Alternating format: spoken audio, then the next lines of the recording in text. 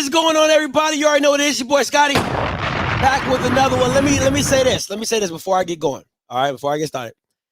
I got two of them brought up. Right, last Zoom meeting, I couldn't hear anything out of my headphones. I had to watch it through my phone. So bear with me as I try to get this together. It's gonna be good for y'all. I just want to be able to hear it through my own headphones. So I got two of them up. So I might be messing around with them as the Zoom meeting is going along, trying to get my stuff situated. So just bear with me. But before I start it off, listen. If I was Larry Robinson, this would be my theme music.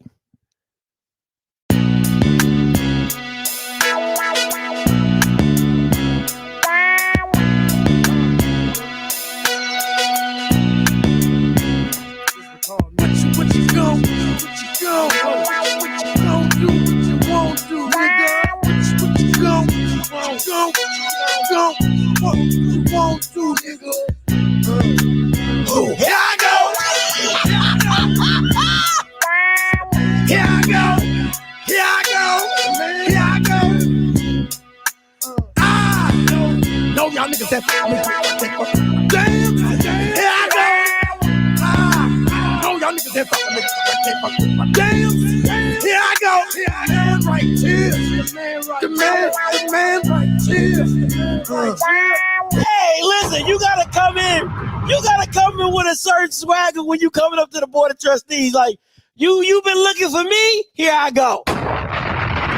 You've been looking for me? Here I go. You feel me? So, but listen, first one, hey,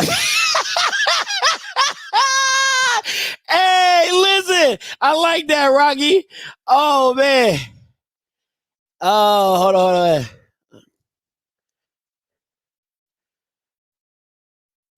Hey, when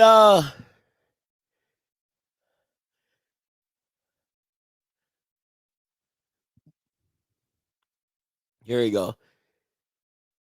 When the question is asked, Larry, did you know? Stupid. Y'all are stupid. I can't take y'all nowhere, man. Yeah, it ain't my fault. It ain't my fault.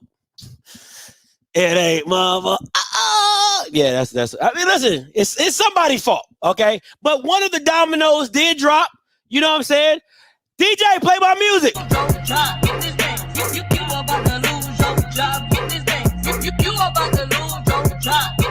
Hey, Dr. Stroud, not a director. Dr. Stroud has resigned today. Okay, she has stepped down of her 2 to 3 lie of jobs. Recording in progress. We are here. Stay with me. Hold on. I call the meeting to order and would ask Miles if you would please call the roll. Bear with me. Trustee Ali. Here. Trustee Klatt. Present. Trustee Crossman. Present. Trustee Figures. Present. Trustee Gibbons. Present. Trustee Harper. Present. Trustee Lawson. Present. Harper need to be fired too. Trustee May. Present. Trustee Perry. Present. Trustee Reed. Here. Trustee Stone. Present. Trustee Washington. Here. Trustee White. Present. Chair Harper, you have a quorum. Thank you, Ms. Barge Miles. Our first order of business is to hear comments from the public. Each person is recognized for the purpose of public comments and shall limit his or her comments to agenda matters currently before the board. I would ask that. Madam Chair, if you would, I would just ask if we could start this meeting off in prayer. The way we have Judge Perry started off with prayer. Okay. If that would be okay with you. I'm always down for prayer. No, All right. I've seen it in the board meeting, but okay. It's okay. Let us pray. Most gracious Heavenly Father, we approach your throne of grace, thanking you for Florida A&M University. Thanking you, dear Heavenly Father, for entrusting Florida A&M to this Board of Trustees. As we go about this meeting, dear Heavenly Father, we ask for your guidance. We ask that we go about the business of this university in a truly honorable and distinguished way. And we ask for your guidance. We thank you, dear Heavenly Father, for bringing the university safely through the tornadoes. And we thank you, dear Heavenly Father, for blessing this university for many, many years. These blessings we ask in the matchless, marvelous name of Jesus the Christ. Amen. Jesus the Amen. Christ. Thank you, Madam Chair. Amen. Sure. Thank you, Trustee Perry. Amen. Our first order of business is to hear comments from the public. Each person is recognized for the purpose of public comment shall limit his or her comments to agenda matters currently before the board. The speaker will give his or her name and limit their remarks to 3 minutes. All remarks shall be addressed to the board as a body and not to any member thereof, nor to members of the audience. Attorney Barge Miles, did anyone sign up for public comment? Yes, Curtis Johnson. Okay. Mr. Johnson, you are recognized. Thank you. Dr. Robinson, BOT Chair Harper, BOT Vice Chair Gibbons, BOT Board. The FAMU National Alumni Association since 1901 has and will always support the institution of Florida A&M University and its students. As an alumni body of more than 80,000 graduates, we stand united and willing to face any challenges to our institution. Given the recent issues regarding purported Jerami $237 million gift to FAMU, we humbly request that the FAMU Board of Trustees strongly consider the following.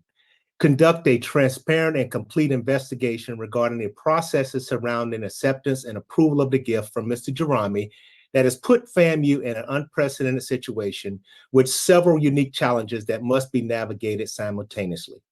Number two, after conclusion of the investigation, implement fact-based measures and policies and hold accountable those parties that the investigation uncovers as violators of policies, procedures, or due diligence.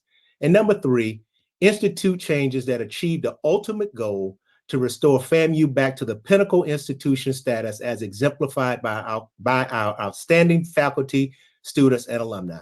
Board of Trustees, the mantle that you uphold today is a heavy one. Please know that the FAMU National Alumni Association supports our institution and knows that FAMU must continue its mission to educate our students today, tomorrow, and forever.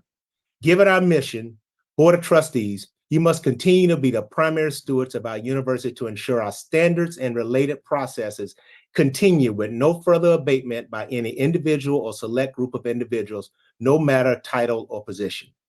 I, as president, our board of directors, and the entire Rattler Nation stand ready to partner with you to advance the mission of FAMU and continue to build upon our great legacy and traditions. So may God be with you and our institution during this time. Curtis Johnson, Jr., 19th President, FAMU National Alumni Association. Thank you. Thank you, Mr. Johnson. Attorney Barge Miles, are there any others? Yes, Toby Rutledge. Okay. Mr. Rutledge, you are recognized. Thank you so much, ma'am. Good afternoon to the board and esteemed guests for this meeting. For my comment, I'm hoping that, I guess, after everything is said and done, as far as reviewing, your processes and whatnot, that even though this was such a large gift, that there will be some discussion as far as like what your processes and procedures are for any gift that is not cash or stock, because just based on what's been submitted so far from the foundation meeting and whatnot, I think it'll be helpful just to kind of have a better understanding of how those things are handled. Because if it can happen for a large gift where bylaws can be bypassed, it can happen for any gift theoretically. So I look forward to hearing about what the board is going to be doing in the future, and I hope that you'll be able to resolve any issues that come up from this. And so thank you so much for your time. Thank you, Mr. Rutledge. Are there others? Yes, Vaughn Wilson. Mr. Wilson, you're recognized. Thank you. I want to thank you for this opportunity to address this august body. That's a nice As a journalist, background. I've watched FAMU Board of Trustees meetings for nearly 2 decades now. There was a time where the meetings were dreadful, with more bickering than leading. Fortunately, that is currently not the case. We have one of our most diverse, as far as experiences go, and intelligent boards in place, and it appears to be working cohesively in the best interests of FAMU. Since commencement, FAMU has been in the media spaces for not a good reason. We all know what that is. I had a front row seat, and I would not be truthful if I didn't admit that it has taken a little shot of my spirit with the latest revelations, including leading to the resignation of Dr. Friday Stroud from the FAMU Foundation. What I do know is that 1, we must turn the corner on our PR, and 2, to all rattlers that claim they bleed orange and green, that means you'll stick by the university in trying times, just as you do when we hoist the trophy. PR-wise, we don't have but one option. Admit a faulty representation of the gift was made, explain where we currently are and real expectations from the gift, and from there we move on. Then put policy in place to never allow this to happen again. That's where the Board of Trustees comes in. We've raised records amounts for our school over the last few years the old-fashioned way, piece by piece. We must continue to do that, and with the excellence in which it has been done. I'm frankly over the whole thing. FAMUans must hold those responsible accountable, but stand by our school. In the 137-year history of Florida A&M University, there have been stumbles. Major crisis after major crisis have occurred. One thing that it has taught us is that nothing is irreparable. We fall down, but we get up every time. We must continue to be the great team of administration, board, students, and alumni who've been so instrumental in FAMU's success. It's time to dig in and further uphold our beloved university even more. Using athletics as a parity, if a quarterback throws an interception, then the defense feels it's their job to get the ball back to the offense. That's the definition of a team. Our university needs us to be a team. It's okay to be upset about the situation, but that should not change your heart and how you feel about FAMU. The social media era has conditioned many of us to feel like the sky is falling when it really isn't. I swear this is a blip on the radar. In some ways, we as FAMUans are perpetuating. Taking the cue from an elite group of our students. I was in Jacksonville last week covering Mike Rice and the FAMU golf team. The team dominated the HBCU National Championship and brought home the hardware. Lest we forget that just a few years ago, we disbanded that same golf team. We corrected it, and now we prosper, just as we must do about this situation. As I conclude, I thank you for my time. For us rattlers who continue to give, we've got to keep doing it and doing it even better. For those who haven't given back yet, there's Mr. no Wilson, better your time is right up. now. Thank you so much. Attorney Barge Miles, are there others? Yes. Carolyn Hepburn Collins. Ms. Collins, you are recognized. Thank you. Protocol established. Good afternoon, family. I'm Carolyn Collins. I'm a 73 graduate of Florida A&M University. My spouse and I are donors of the university. We are lifetime members and within that founding group. And I'm concerned. I do bleed orange and green, and I wanted to say a couple of things quickly. Dr. Larry Robinson has propelled FAMU with his leadership to areas we've only dreamt about in the past. And now we've achieved those dreams of number 1, number 3, number 91, number 21, and so on. Those achievements that we have received, many may not know what the numbers mean, but that gratitude for those numbers have significant meanings, and we've been proud of it. In this climate of government affairs and in our state of Florida and across this country, only intellectual leaders can accomplish those type of supports, the attributes that FAMU have been placed on the top as we continue to strive for the Carnegie Tier 1. I'm not a Rattler Nation member. I do not know what Rattler Nation is. I do not pay dues for Rattler Nation. I assume it is among a plethora of entities who say they love FAMU and they show it in their way via social media. Social media is, in my personal opinion, is very detrimental. And I stay away from social media. So I am a NAA, a National Alumni member. And so I don't know what social media. So I would ask that when people are asking questions and you're talking, make sure that the National Alumni has been polled to give you those answers that you're looking for. And I agree with the information, of course, stated by my president. I'm a member of the oldest DSO on our campus. I appreciate our leadership and the foundation board and the board of trustees. And I'm looking forward to whatever clarity is required. I'm appreciative for someone who decided to give us some money, whether it was right or wrong. Give those individuals who have the right to correct it, to look at it, to cross all of the T's and dot all of the I's and get it right. It is not our task to try to assume what happened, let them get it happen. And I'm concerned that we give respect for one another while we're doing that. So I'm asking that we respect our chair of the board of trustees, Kristen Harper. We respect Chair Lisa LeBou with the foundation, and I'm not calling names, and that we respect Dr. Larry Robinson. And remember, we're just not that important. What we're doing is not about us. We are not the center of it. Greg Clark, as past president, always said, it's about Mother FAMU. And as past president, I always said, it's about baby rattlers yet unborn. And don't please take any action that will destroy Mother FAMU or that will destroy our baby rattlers yet unborn that need the right decisions to be made. And oftentimes the wrong may be made, but let's respect them. Thank you so much for the time. Thank you, Ms. Collins. Attorney Barge Miles, are there others? No, that was it. Okay, thank you so much. Again, thank you, fellow board members, for being here for this special meeting. I certainly appreciate everyone's time and attention today. Before we get started, I would like to commend our university team for their capable handling of the operations during the tornado, as the damage to our campus was extensive. I know many of us have been anxious to discuss the matter of the special gift announcement that was made at our recent commencement exercises. I imagine there will be a number of comments and questions. To keep the meeting orderly and timely, please raise your hand in Zoom and wait to be recognized. I appreciate your patience as we waited for the required time period to notice the meeting to the public. Obviously, there's been news coverage and discussion on social media networks and other forums about this topic. There are legal and other implications of making statements about donors, personnel, or the university without all the facts. Out of respect for state law and this board, as chair, I've made one public statement on behalf of the board, despite many requests. That said, make no mistake, I'm committed to accountability, transparency, integrity, and taking action as a board based on the facts. The FAMU Foundation held a meeting where many questions on the gift were addressed, and I anticipate some of those questions will arise today. I've been working tirelessly behind the scenes, including several conversations with President Robinson to understand his role in this transaction and donor relationship.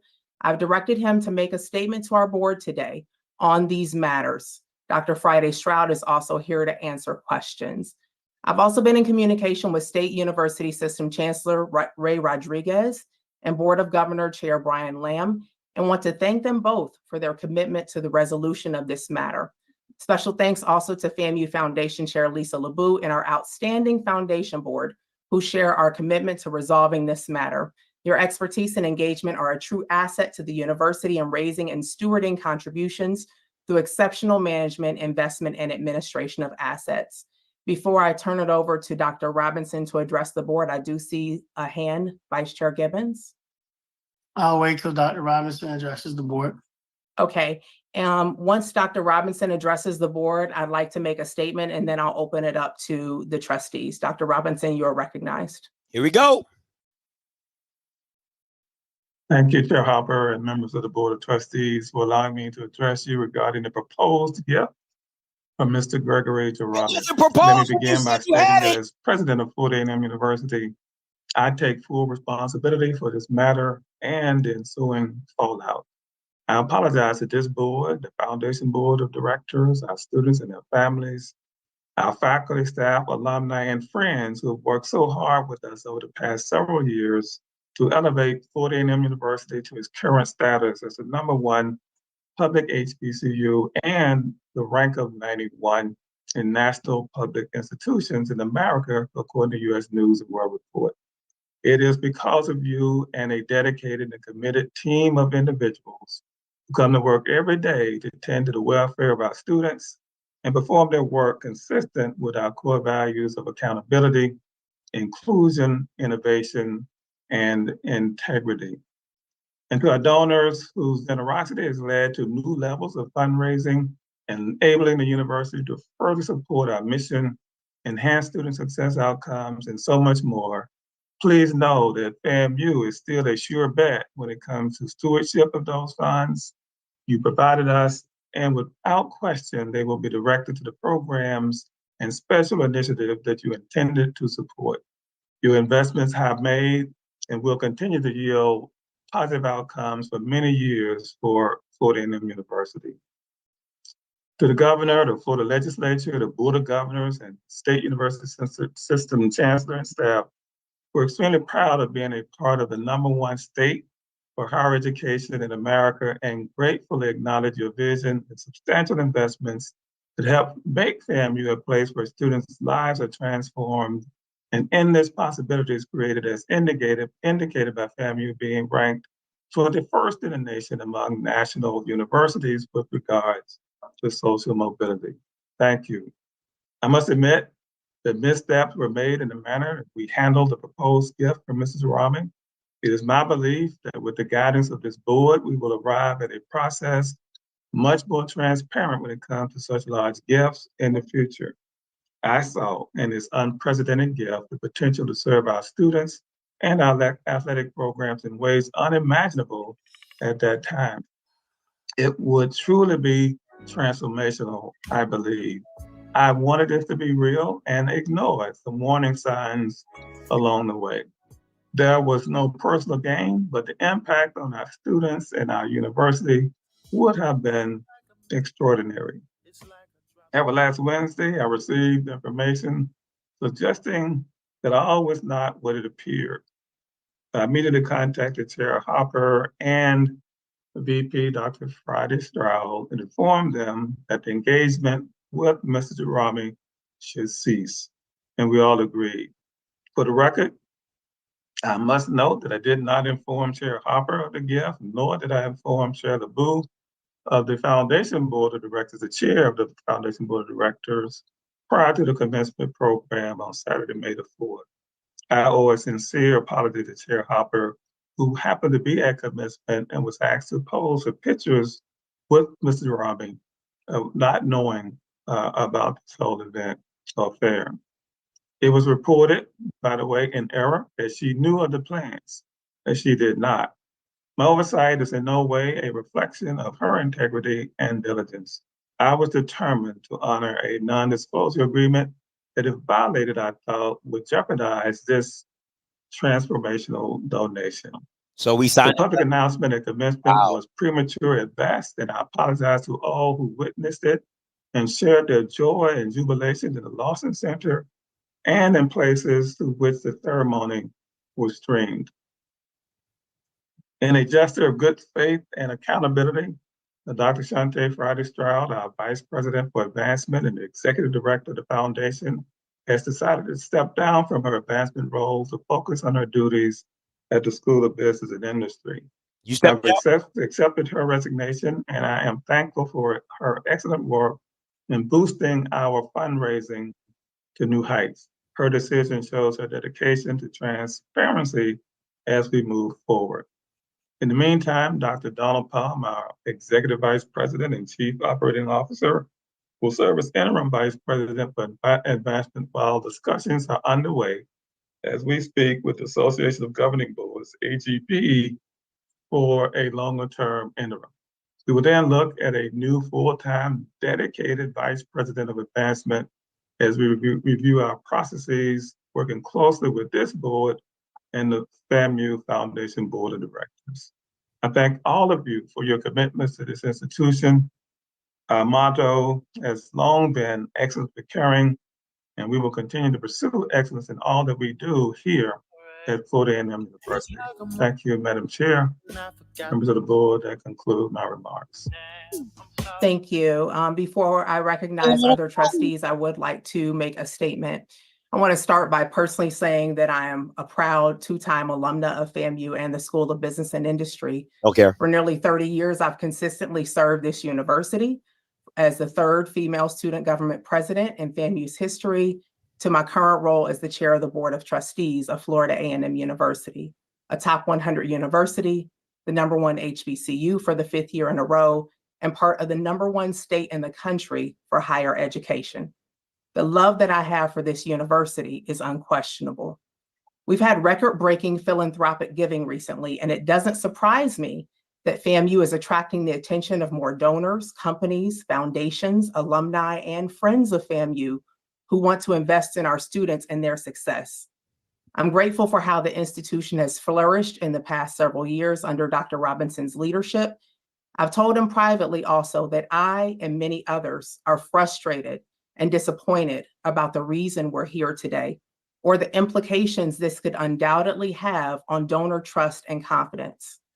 What does surprise me, however, is how the events concerning this gift have unfolded. As chair of this board, I, nor my fellow trustees, nor the FAMU Foundation should have been caught by surprise with the public announcement of a gift of this magnitude. I accept your apology, Mr. President, because I should have never been put on the spot or used for a convenient photo or video op for a gift that I knew nothing about.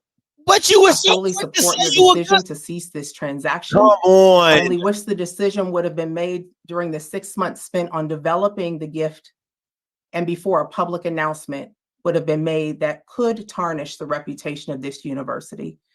We have to do everything in our power to make sure that this never happens again to FAMU or to any institution. And as unfortunate as this situation is, I have unwavering confidence that FAMU will emerge from this dark cloud stronger than ever. As you know, we have fiduciary duties of care, loyalty, and obedience, which includes pursuing the interests of the institution with reasonable diligence and prudence, placing the interests of the institution ahead of our own, and ensuring that the institution complies with all applicable laws and regulations, its own policies, and carries out its mission appropriately. Per our bylaws, this board holds the president responsible for the university operation and management, performance, fiscal accountability, and compliance. The distinction between governance and operations is important. In compliance with our board operating procedures, the Florida Sunshine Law, the state statutes, we're here today to thoroughly and transparently address the concerns that have been raised and to take action as a body. There are several facts that need to be uncovered. What is our process for major gifts? Did this situation conform to policies, processes, delegated authorities, and internal controls? How and by whom was the value of the gift determined? What was the due diligence process, findings, and the decision-making criteria used to move forward? What are the criteria to determine when to make a public announcement of gifts? How was the donor given a platform to speak at commencement? When should chairs and bodies of the Foundation Board of Directors and the FAMU Board of Trustees have been made aware of this major gift while staying in compliance with donor privacy and confidentiality policies? And do our policies and procedures reflect industry best practices? I'm certain there are many more questions. FAMU is the college of love and charity, and today we need more clarity.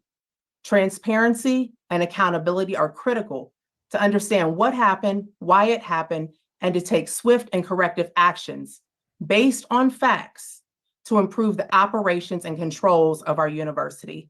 I believe this is best achieved with external support. Therefore, I move that the Board of Trustees hire an external firm to perform a complete investigation of the major gift since its inception, to determine what happened, to complete and perform a complete audit and analysis of the university's compliance with policies, processes, and financial controls, to recommend any corrective actions, and to produce a report that reflects best practices. Madam Chair, Is there a second? a second for discussion purposes. Okay. We will open up the floor for discussion. I see four trustees, and you'll be recognized in the following order. Trustee Gibbons, Trustee Perry, Trustee Klatt, and Trustee Lawson. Here we go. Go ahead, Trustee Gibbons. Madam Chair, I will second your motion if I could add an amendment to your motion. is that this investigation that we give the compliance and audit chairperson, Trustee White, the gavel on leading the investigation, and all other trustees stay out of the investigation, as that's where that would sit. And then also authorizing Trustee White to have negotiating power to work with the firm that moving forward so that we can engage them. Okay, I will certainly accept the friendly amendment that the Chair of Audit, Trustee White, be responsible for this from a board perspective. And I would also add that that should be with his university counterpart, Vice President Joe Malachewski, who is the Vice President of Audit. So I will accept the first friendly amendment, and I'll address the second next. Go ahead. Madam Chair, I think that the depth of this investigation and in all that has happened in this process, we really should leave university employees out of this investigation. We were not notified, so we don't know to what depths this goes, who knew what, and in light of that, and I would like to get Judge Perry's input on this. In light of that, we really should let this investigation lie where it's supposed to be, which is in compliance and audit, and let the trustee conduct the investigation, because we were not notified. We don't know anything. We don't know any of the processes. We don't know who was involved, who actually knew, who didn't know. And so as a fiduciary, to make sure that when this third party comes back, that everybody can be clear and exonerated on the university side, on the board of trustees side, foundation side, whoever, then we probably should not have university employees involved in this particular process. Okay, so what I hear you saying is not to involve university employees in a investigation. I would, the two folks that you mentioned as it relates to their roles, VP Malachewski with audit and Ms. Rika Calhoun from a compliance perspective, if they're on the line, I would appreciate guidance and or if our general counsel has insight into policies, procedures, et cetera, to ensure that we're in compliance. Trustee Perry, would you like to make a comment on this matter, or would you like us to pause to see if we have? No, I'd like to make a comment. In view of everything that has gone on, and as Trustee Givens indicated, we don't know who did what and when it happened. It is my opinion that we need somebody who's completely free of involvement with the university to conduct an outside investigation. It would be helpful if they contact those two people, Ms. Calhoun and Mr. Malachewski, in order to contact different people, but they should not be involved in this investigation, in my opinion. If we want this thing to be completely transparent and free, because they are university employees. And I think we do have the latitude to do that if we want a complete, thorough investigation free of any internal influences. Thank you. Thank you. I do see Ms. Calhoun on the line, and I'm not sure if VP Malachewski, I'd see both of them here. So VP Malachewski, you're recognized. Thank you, Chair Harper. Yeah, I appreciate the comments by our trustees. I think that traditionally this has been handled as trustees aren't university employees. There has to be a university employee that handles the administrative matters associated with contracting with an external party. And so traditionally that has fallen to me. My functional reporting role is to the Board of Trustees. I have an administrative functioning role to President Robinson. So I'll just share that for now. And I agree. I have the same reporting line to the board and the administrative line to Dr. Robinson. So the reason for that is that it assists us in preserving our independence. But from the perspective of external investigations, Joe is right. We do assist with the administrative aspects of the investigation, but not the investigation itself. You just muted yourself accidentally, it looks like. Go ahead. Yep. And that was all I wanted to add. Okay. Madam Chair. Yes, sir. Trustee I Perry. We have a think you few can hands accomplish- raised. Yeah, It's a follow-up to what I just said. yeah, and we'll get You to can still accomplish the same thing. They can be involved in contracting, but they should not be involved in selecting the outside law firm. Yes, they need to look at the contracts to make sure that it meets regulation and pass muster. But and if there's any hesitation or reservation about this, then reach out to the Board of Governors and get their opinion. But I think we're in safe ground if they only do the ministerial things, such as making sure the contract is in compliance with state rules and regulations, but should not be involved in the selection of the firm, except to make sure that it follows the rules and regulations. Thank you. Thank you. May I suggest that we consult with the Board of Governors as to Madam Chair, we have some hands raised before you go on, please. okay, I was addressing the friendly amendments. Right, but we're diving into operational Okay. stuff and we're a board. That's not what we're for. So let me hear all the comments and then I'll come back to address the friendly amendments. Go ahead, Trustee Clapp. All right, and so Trustee Lawson. my comments are, first of all, forgive me for the outside noise. I'm in a remote location. We have an audit committee. I don't want to challenge Judge Perry's comments at all on the legal side because that's not my area. But if we're talking about a board and board governance, we have one employee. That one employee has acknowledged that he was the leader of this group. He was the leader. He owns this.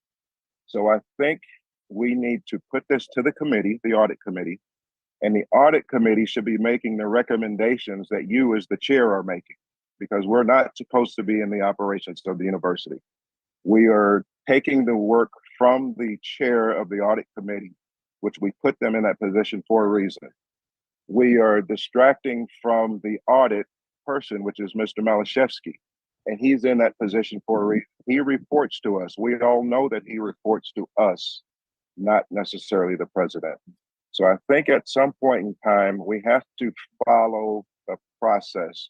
The process is we agree that we want to have an investigation. We have the audit committee take that on. The audit committee comes back, makes a recommendation to us and to you as the chair, and we give them direction from there. I think that would be the best. The audit committee may very well come back and say that staffers should not be a part of it. That's fine, but it should be the audit committee. If not, why do we have an audit committee? We are here today because processes have not been followed.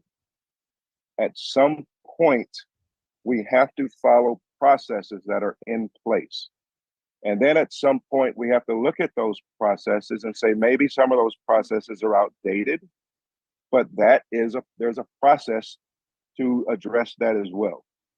So my hand was up for a completely different reason. It was before you went on and made this motion.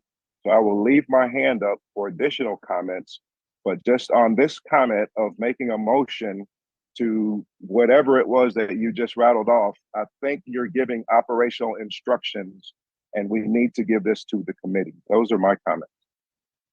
Thank you for your comment, Trustee Clapp. Trustee Lawson, you're recognized. Yeah, two things, if I could do both and save some time. I just want to make sure I understand the scope of the audit, because I think we want to understand how we got to where we are with the gift, and you know, the potential donors' background and financials, et cetera. And I also think we want to understand potential process breaks within the foundation's process. So will the audit get at both pieces of that, Chair Harper, or you know, one piece of that, and then there will be a separate discussion around foundation processes? Yes, thank you for that question. The original motion did not include investigation of the donor. I would certainly accept that as a friendly amendment if that's something that you want to. Well, when I say investigation, I want to be respectful of the potential donor. I only want to understand the financial wherewithal to make the size of a gift. I don't want to go any further than that, because I do want to be respectful of the potential donor. So that would be my friendly amendment. But also my question is, we do have some concerns about our own internal processes within the foundation. Will this audit get at those, or would that be a separate discussion? One of the things that I consider, so as it relates to the financial wherewithal, I can add that to the motion.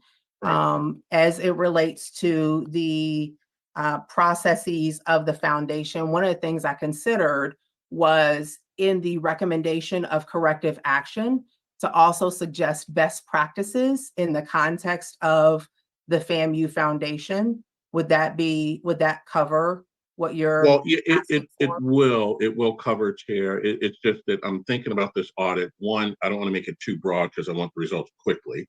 Yep, so what I want to understand is, what were the processes followed on our campus? I'd love to understand a little bit more about the potential donor. 3, there clearly needs to be some work on processes within the foundation, and we may say, for expediency's sake, let's handle the first 2, and the third may be, you know, a follow-up, and I'm okay with that. And then as I look at this and I think this thing through, because all of the people around the table from an audit and compliance standpoint functionally report to the board, but administratively report to the president, I just want to be sure that we're able to operate in an untethered fashion. And I do concur that the audit should be, and I know we're kind of backward. I agree with Trustee Cladd on this point, because it should be coming from the audit committee, but I understand where we are, but I think the audit chair would probably agree. We need to do the audit, and I think the audit needs to be run directly through the board's audit chair with administrative oversight from university employees, i.e. contracts, procurement, et cetera. But I think we want to make sure that this audit is able to take place untethered, uncompromised, uninfluenced by any university employee. So that would be my friendly amendment to your motion. Okay. So I will give me just a moment and I will read the revised motion.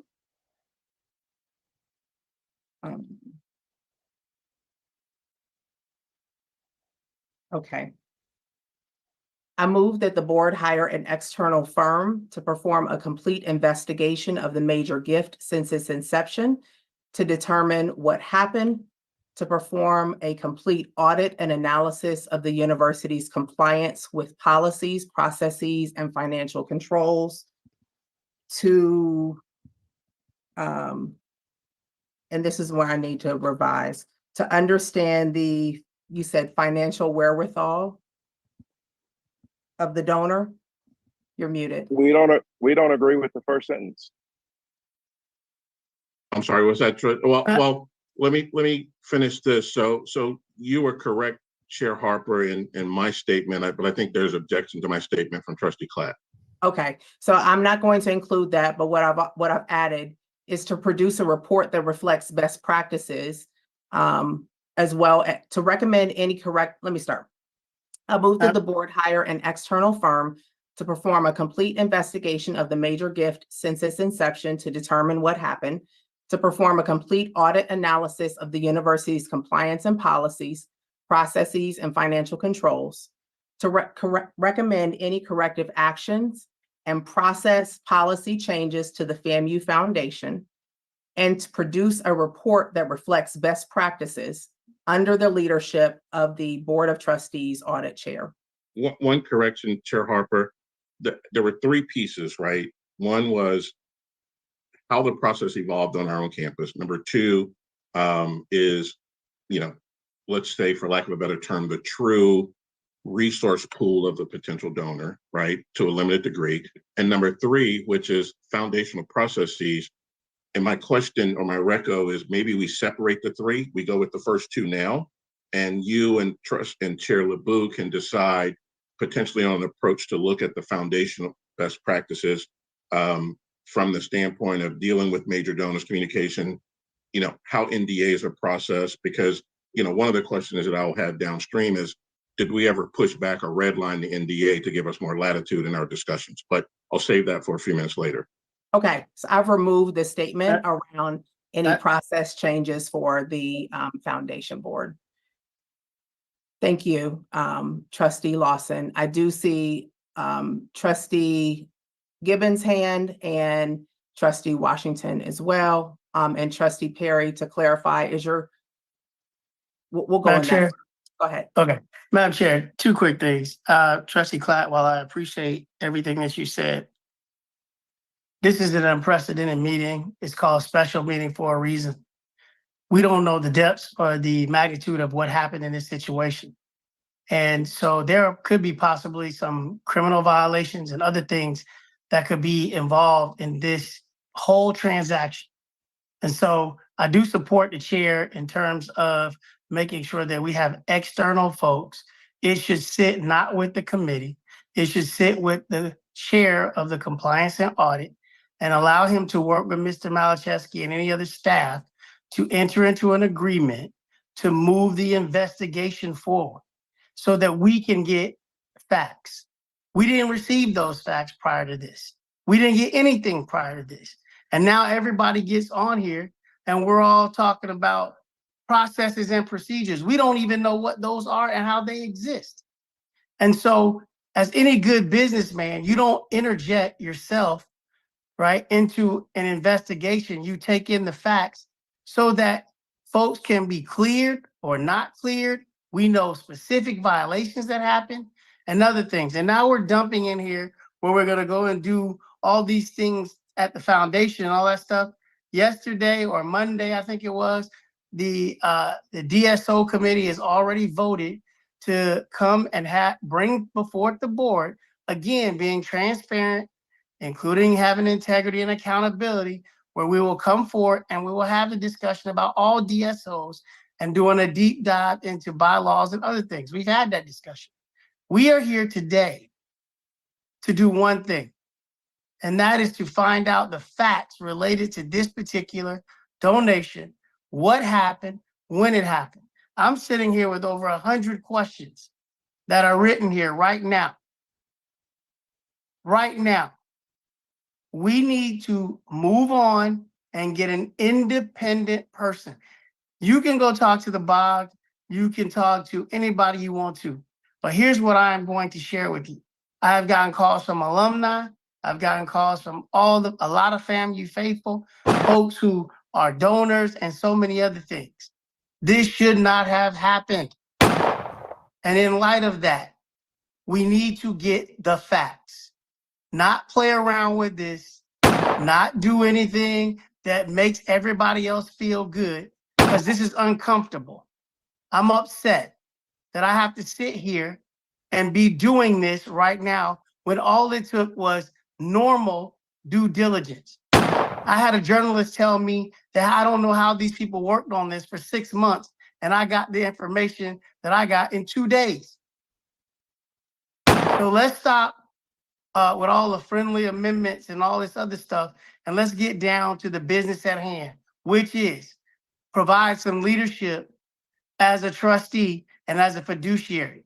And as far as the NDA, Madam Chair, the NDA does not preclude anybody on any campus. I've been a trustee for over 20 years in this community college system. I'm also on another board.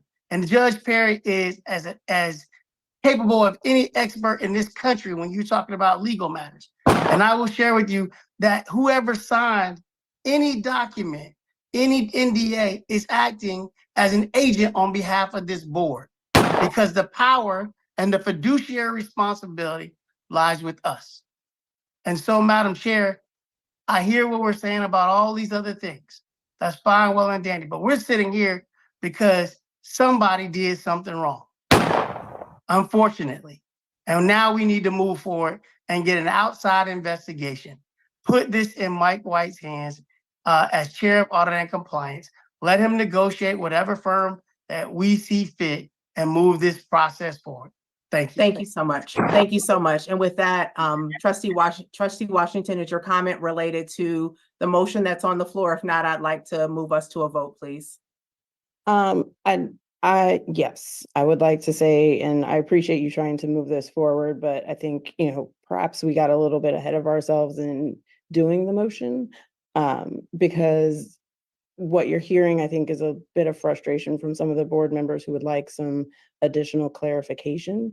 What I did appreciate, I was able to listen on the foundation board meeting, and they actually were able to ask some questions, questions that may be our internal questions or questions that they had received from different constituencies who had reached out to them. So I appreciate, the expeditiousness of trying to move this forward, but what you're hearing is a sentiment of frustration from a number of us who are very disappointed at this happening, and what feels like an attempt to prevent us from being able to address some of those concerns. And so what I would ask is that we are respectful of, the fact that many of us have questions. We would all like to move forward to a conclusion, but, if there are questions, directly that we could ask of President Robinson or staff today, that we would be able to do that. Absolutely. And that is absolutely the intent, is to be able to ask questions as well. So at this point, I'd like to call for the vote. Unreadiness. Okay, your unreadiness, sir. My unreadiness is one. If we're going to talk about going forth with an investigation, and then you're going to interrogate possible witnesses now, you're going to compromise your investigation. That's all I'm going to say. If you want to go forward, you're going to ask for an independent investigation by an outside agency to gather the facts, but now we're going to do our own interrogation. This has nothing to do with the day-to-day operations of the university. We're asking an outside agency to come in and tell us what happened so we can formulate policy to deal with it. I also have heard that the foundation is conducting an investigation. You cannot have two investigations going on at the same time. You just can't. That's ludicrous. That's not true. That's not what they said. Thank you for that, Trustee Perry. I'm sorry. So that I'll finish my comments, and that's it. But I just don't think we need to move forward with questions. But you satisfied my unreadiness by letting me speak my piece. Thank you. Thank you, Trustee Perry. I do want to clarify that during last week's FAMU Foundation meeting, they left it to the trustees. The approved vote was to evaluate through a multidisciplinary, multi-committee to evaluate the bylaws, processes, procedures, et cetera. And so the foundation is not, to my knowledge, conducting any external investigation. That is correct. Again, the Board of Trustees is the ultimate authority. Yes. And they're going to be going over the same things that we're going to be going over. That's why they left it to you. And the danger is commingling with two separate committees doing the same thing, but the board can vote to do whatever we want to do. Thank you. Shut up. Thank you. And so what I also heard you say, Trustee Perry, and especially given your expertise within the law field, is that questions today by the trustees could compromise an independent investigation. Did we hear you correctly? That's correct. If we're going to serve as the fact-finding folks now, you might as well not have an investigation. Thank you. Thank you. So with that insight, I will certainly open it up for commentary, but would ask, depending on the outcome of this motion, we'll determine that at that time. Is there any further unreadiness before we call for the vote? Yes. Trustee Klatt, you're recognized, and Trustee Lawson. So again, I think Judge Perry made some good comments, right? As far as the investigation that takes place, and then us allowing people to ask questions prior to the investigation. And then I also understand the vice chair's comments, because quite a few of us have some comments in regards to what has happened. As a board, which I don't know how to navigate because of the system that we operate in, as a board, we need to decide what are the first two steps we want to take place right now. Because as the vice chair mentioned, he has some similar comments that I have. The president of the university, our only employee, has made a comment that he did not inform the board. He did not inform the foundation board chair prior to this happening. That's an admission right there. The chair of the board of trustees, you mentioned that you were there. They talked you into a photo op of taking it. We understand that. But as a board, you represented the board by sitting at the table and signing a document, and we have a problem with that as well. And we also go back to another photo op where the board chair was there to sign on with someone else that the board had not been consulted on. So those are the issues that we have right now, yet we're trying to vote on having an external audit. We already have the people that said they did not include the board of trustees. They did not include the foundation board. Yes, there are some processes that we want looked at from the foundation.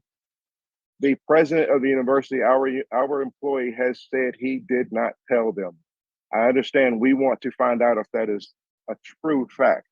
So we as a board, we need to find out what are the first two steps we're looking for to happen. So number one for me just happened, my public acknowledgement that I am not happy with the president of the university making that decision. I'm not happy with the president of the university asking the board chair to sit here in a photo op and do this. I'm not happy with the board chair for sitting there in a photo op and doing this, knowing or not knowing, because we are the governing body. We don't do things without asking questions. That's why we're here. The university did things without asking questions. Talk to him. So we can't apologize in 30 seconds and it's gone. So as a board, what are the two steps? And as the chair, you need to lead us to what does the board want the next two steps to be?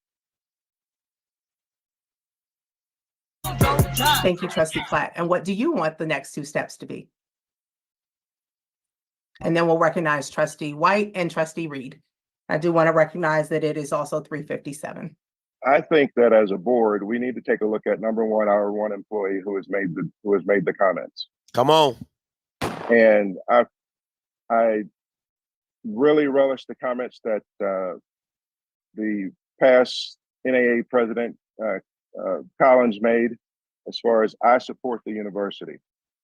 I support the president on the academic side. We have some management issues from the president's office. My performance reviews over the past few years have noted that. As a board, we've been silent on some things.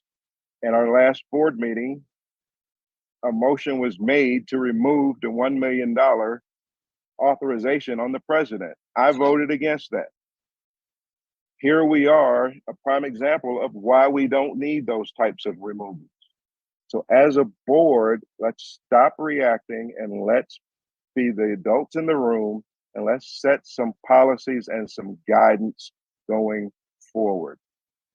Last comment, I heard very recently Tom Brady, a person who I'm not a fan of, made a comment. Somebody asked him about the Deflategate. Brady made a comment that the NFL spent $20 million to investigate Inflategate, when the commissioner of the university, all he had to do was ask him, commissioner of the NFL, all he had to do was ask, and he would have told him, yeah, I did it. So they wasted $20 million. So if we move forward with hiring a firm, we need to know what those costs are ahead of time. So what does the board want to do? Thank you, Trustee Klatt. Trustee White, you're recognized, followed by Trustee Reed. Come on, Klatt. Thank you, President Robinson, Madam Chair.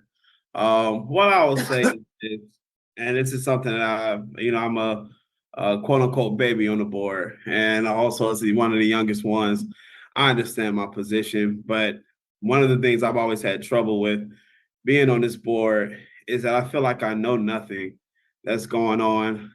I'm the last one to hear what's going on. To be honest, it would have been great to celebrate in the opportunity to see our institution receive one of the largest gifts that any HBCU has ever received. I felt sick not even having that opportunity to celebrate in that opportunity.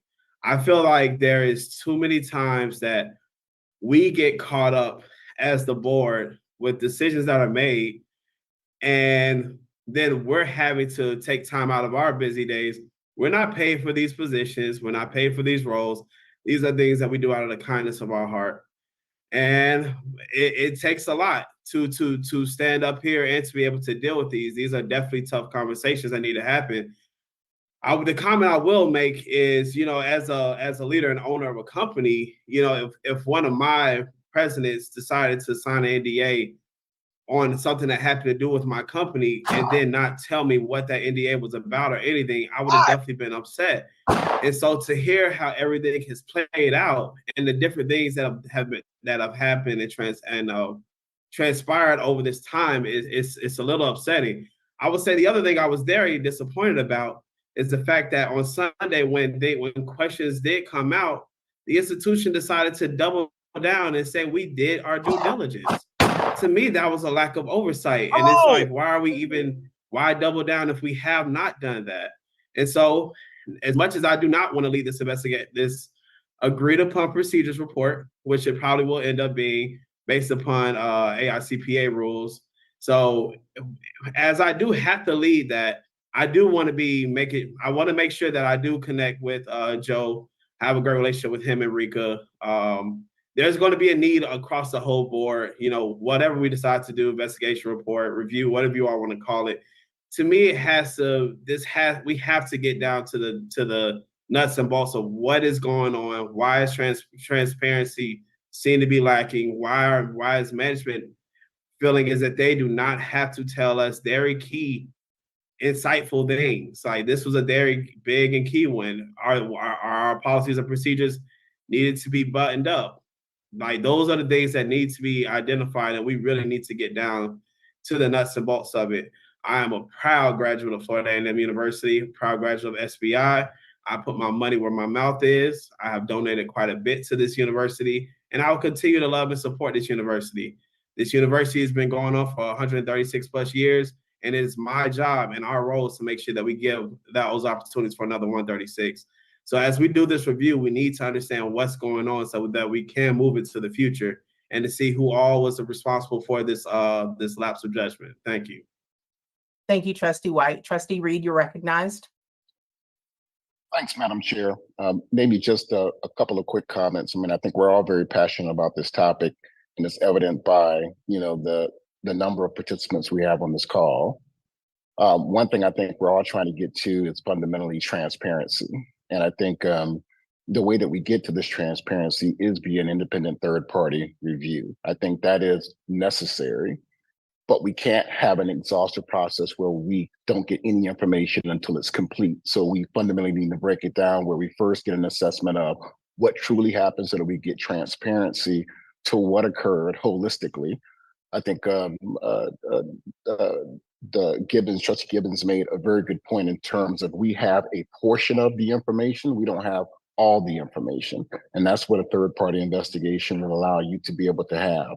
And I understand, Trustee Klatt, that you said the president has basically taken responsibility for this, which we understand, but we don't know what he's taking responsibility for until we have someone fully investigated and are able to basically come back to this body and the rest of the family community with, here is all that has transpired and fundamentally what that looks like. And then I think as a board, once we get this information back, then we take that information and we make decisions around what are the next steps going forward. I think we can't take any action until we understand what that is from an independent third party. We've gotten a lot of information from many sources, but fundamentally, until we get it from a third party that's fundamentally going through the due diligence of running that process, we won't fully have an understanding of all aspects of what took place here so that we can then take the matter forward swiftly. And I think that's where we all need to get relatively swiftly and moving this forward. So the motion you made, Madam Chair, in terms of how we proceed with the friendly amendments that were made, I fully support that. I do not think we need to have any more discussion on the topic and let that external information be what provides us with the opportunity to then ask more questions and then go forward from there. Thank you, Trustee Reed. I think you raise a very good point as it relates to milestones and regular updates and the need for a swift investigation. Trustee Stone, Trustee Crossman, and then we will vote unless someone calls for the question. You're recognized, Trustee Stone. Thank you, Madam Chair.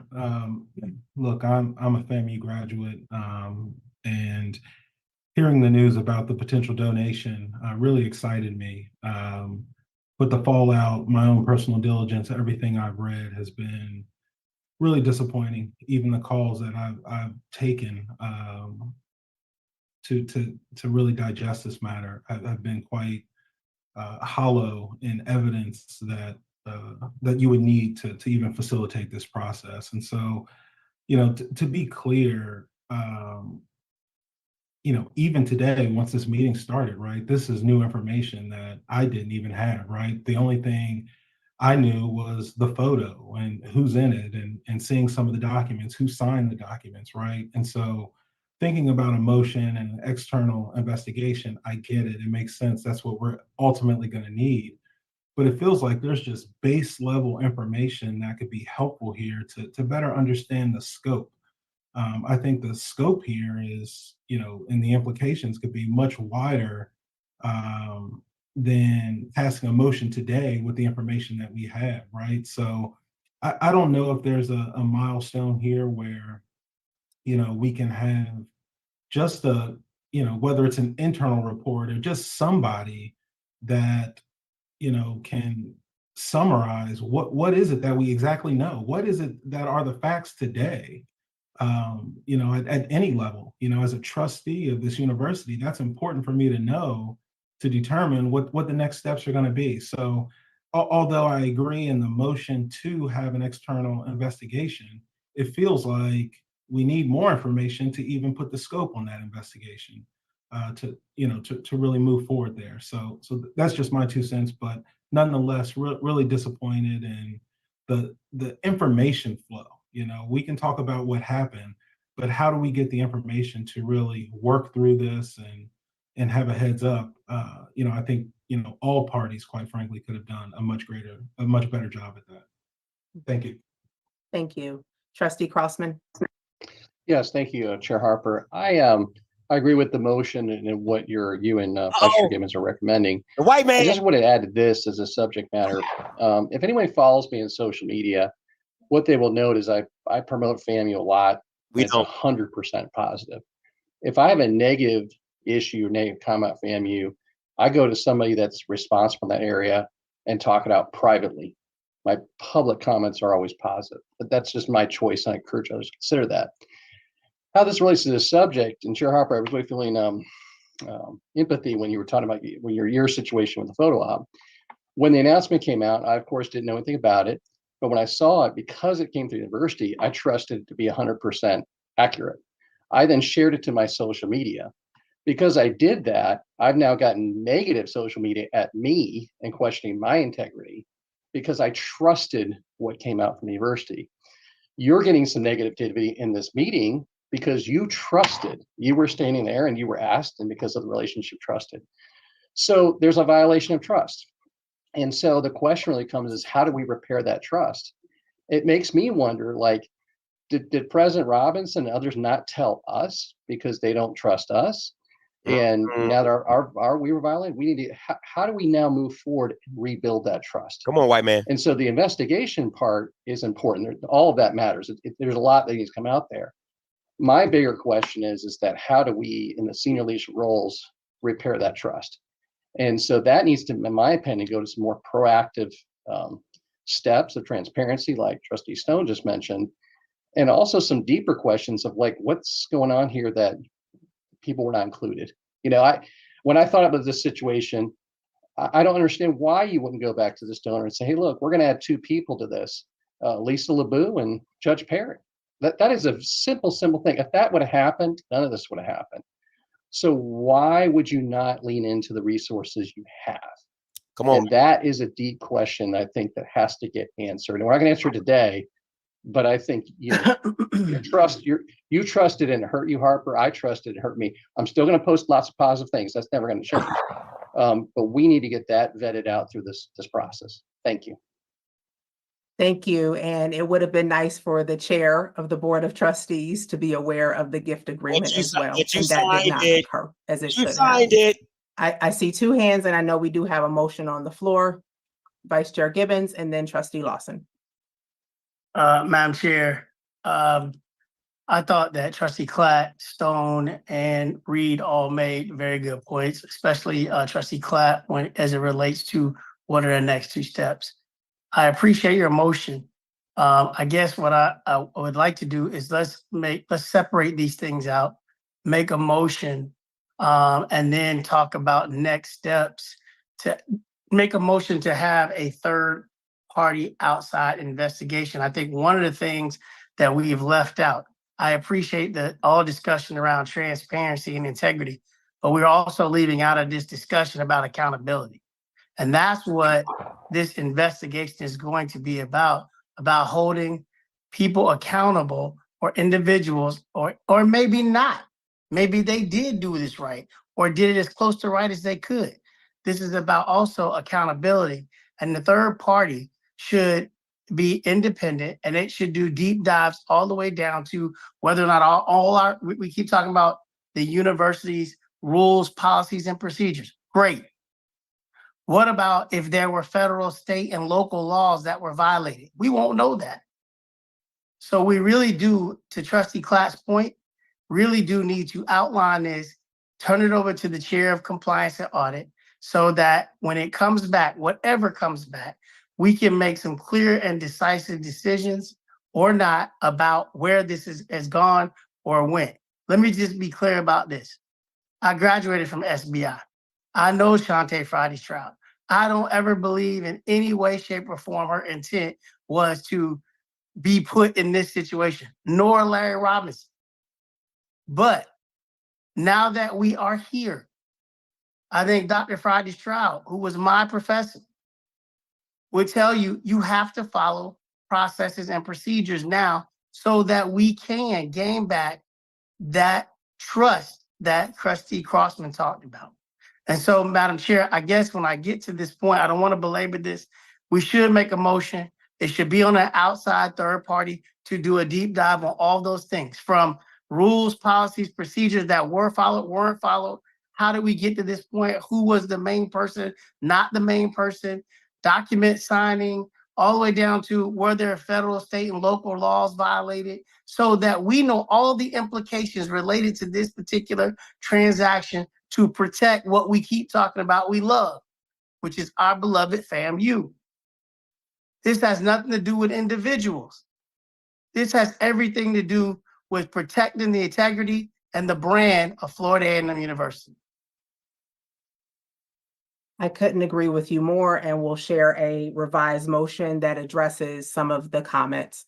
Trustee Lawson, you're recognized. Yeah, I mean, I'll try not to repeat what a lot of my colleagues have said, but I thought Trustee Reed did a great job of summarizing where we are in next steps. But the only thing that I would add is, with this motion that I support, Chair, between yourself and Chair White, I would ask for a detailed timeline of key events and activities so that we all stay apprised, because clearly what we're dealing with is a transparency issue We're dealing with a collaboration issue or lack thereof. We're dealing with other departments that had to sign off on these things and validate them. I'd like to better understand that. And at the end of the day, it is going to become an accountability issue. We're going to need to make some decisions as a board on how we move forward. But to not be premature, we need these facts. So, Chair Harper, I'm supporting your motion, but asking for a timeline to be included. Yes. Hey, Chair Harper, just real quick to that. Chair, Trustee Lawson, I'm fine with that in the motion. The only thing that I would worry about is why don't we let the person who is leading the investigation come back with that timeline in the motion? Because we don't know how long the person that is going to be doing the evaluation would have to almost give us what he or she thinks would be an appropriate time. I would agree. I mean, there has to be conversation with the firm to agree on timelines, but I just, in the spirit of communication, I just want to make sure that that's a part of the motion such that Chair White and Chair Harper will own getting us a timeline after those discussions with the third party. Agreed. Yeah. Okay. So check it out for size. Trustee Harper, if I may, Trustee Gibbons, were you making a separate motion or were you looking to make a friendly amendment to the very long motion that is currently been revised?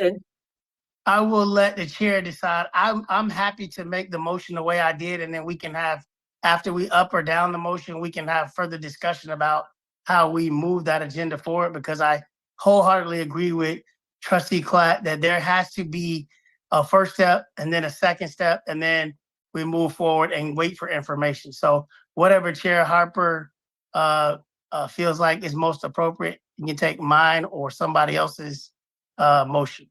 Okay, because Chair Harper, if I may, it appears that there are now 3 friendly amendments to your initial motion.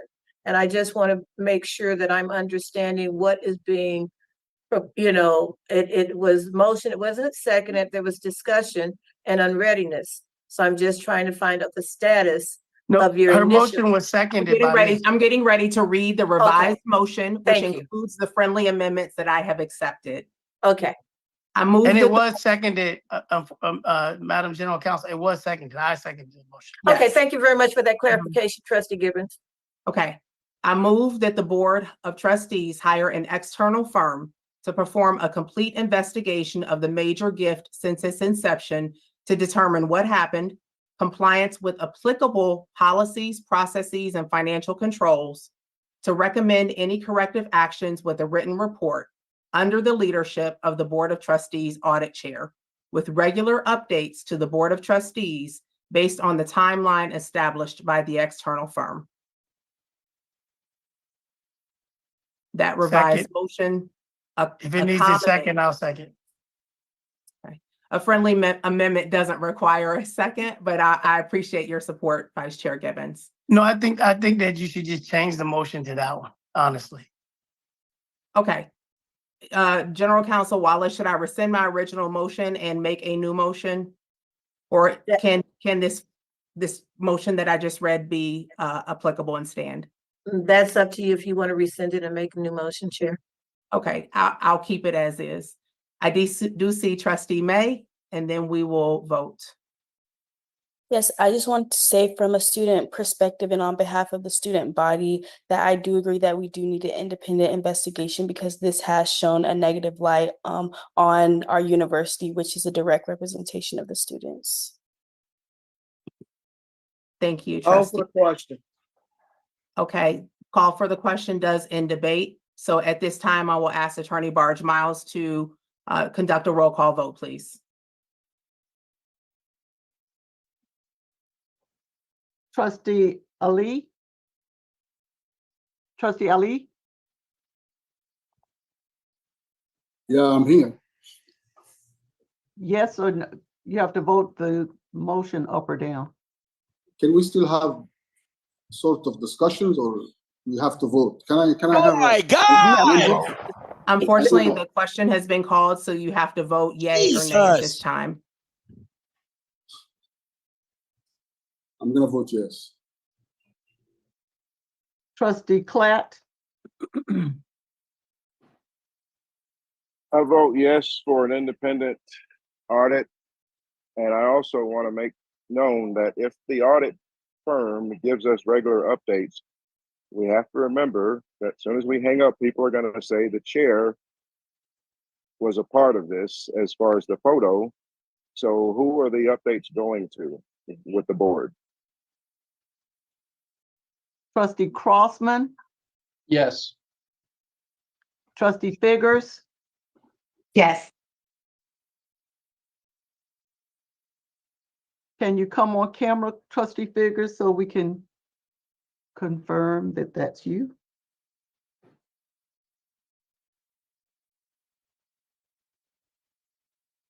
Trustee Gibbons, Yes. trustee Harper, 4, trustee Lawson, Yes. trustee May, Bruv. pardon me, Yes. trustee Perry, Yes. trustee Reed, trustee Stone, Yes. trustee Washington, Yes. trustee White. Yes. I can go back to trustee Reed, because I'll go yes. back to trustee Reed because he had lost his connection. Trustee Reed, if you could read the motion again so that trustee Reed could hear it, Chair. Yes. I move that the Board of Trustees hire an external firm to perform a complete investigation of the major gift since its inception to determine what happened, compliance with applicable policies, processes, and financial controls, and to recommend any corrective actions with a written report under the leadership of the Board of Trustees Audit Chair with regular updates to the Board of Trustees based on the timeline established by the external firm. And we need your vote, trustee Reed, yes or no? We can't hear you. I support. Chair Harper, the motion was approved unanimously. Thank you so much, Attorney Barge Miles. Is there any additional discussion for this meeting? I see trustee Lawson, Washington, and then Gibbons in that. Oh, I'm sorry, Ali. You also had we're gonna start with you. Ali, Washington, Lawson, and Gibbons. Trustee Ali, you're recognized. So with all the respect for the motion, this is a special board meeting. And we are here to just listen about what was going on the proposed gift. So I feel like most of the directions today was around shaping the motion, but not the discussion about the special meeting, that we actually have a special board meeting today about the proposed gift. So I was hoping to gain some more insight and have some discussions, and then maybe move the motions and any actions to the next board meeting. And our next board meeting is on the 29th in Tampa. So I was hoping to have not just a motion for 1 hour and shaping the motion from the Board of Trustees, but I was hoping for discussion related to the main topic that we are really all here today, like the special board meeting regarding the proposed gift. So I feel this is big deal. If we get $270-something million gift, and we are in a new door for like dealing with big donors and big gifts. So my concern is from fundraising perspective, when we run investigations and taking actions, maybe some other big donors with the social media, with that public, Board of Trustees meeting, they might have a concern to give us some fund in the future. So I agree with John that we have to always in social media, like in public meetings, to just put some positive outcomes. We need facts, and I agree with that. We might don't know a lot of what's going on, but that's why we have that special board meeting today. So this is my discussion. I was willing to understand more about, or I came here for 1 hour to understand more about the proposed gift. That was actually the main topic for the meeting, but not a motion and shaping a motion for 1 hour and some minutes, you know. So this is how I see it. Like we spend more than 1 hour just having a motion of collecting information, and transparency, bringing some more other firm to run and get some more insight information for us. I want to, as John mentioned, I want to trust first. So I want to see what's whoever handled the gift, what's their perspective about the gift, what's the information coming from the gift. And from my understanding, reading all the Board of Trustees policy and procedures, the board doesn't run the university. It's a government body to support the administration. So this is how I see it. So the Board of Trustees the BOT is just it's very important role, but we need some information that's why we came up all together for the special meeting today. And I did read the agenda that we're gonna gain some insight and information and data or facts about what was going on in the gift. That's actually my question for you, Madam Chair Harper. Can I get some information after 1 hour, not shaming a motion or voting for a motion? We still have a lot of time to do that. Yes, I do appreciate your comments, Trustee Ali. And what I will say is that the president serves the board has a role of governance and fiduciary responsibility for the university. And so I wish this conversation could have been shorter, but it is important that we take the necessary steps around diligence and understanding where we are, why we got here, and taking the necessary steps to move forward.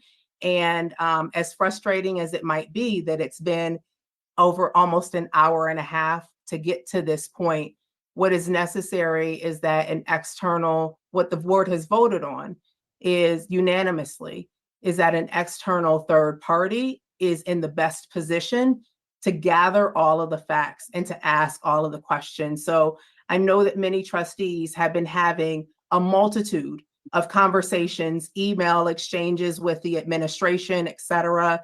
And I would ask, and I certainly will defer to Trustee White, Chair of the Audit Committee, but I would ask that if there are any additional questions as it relates to this gift agreement, that they be shared with our board liaison to influence the scope of the investigation that has been approved. So thank you very much, Trustee Ali.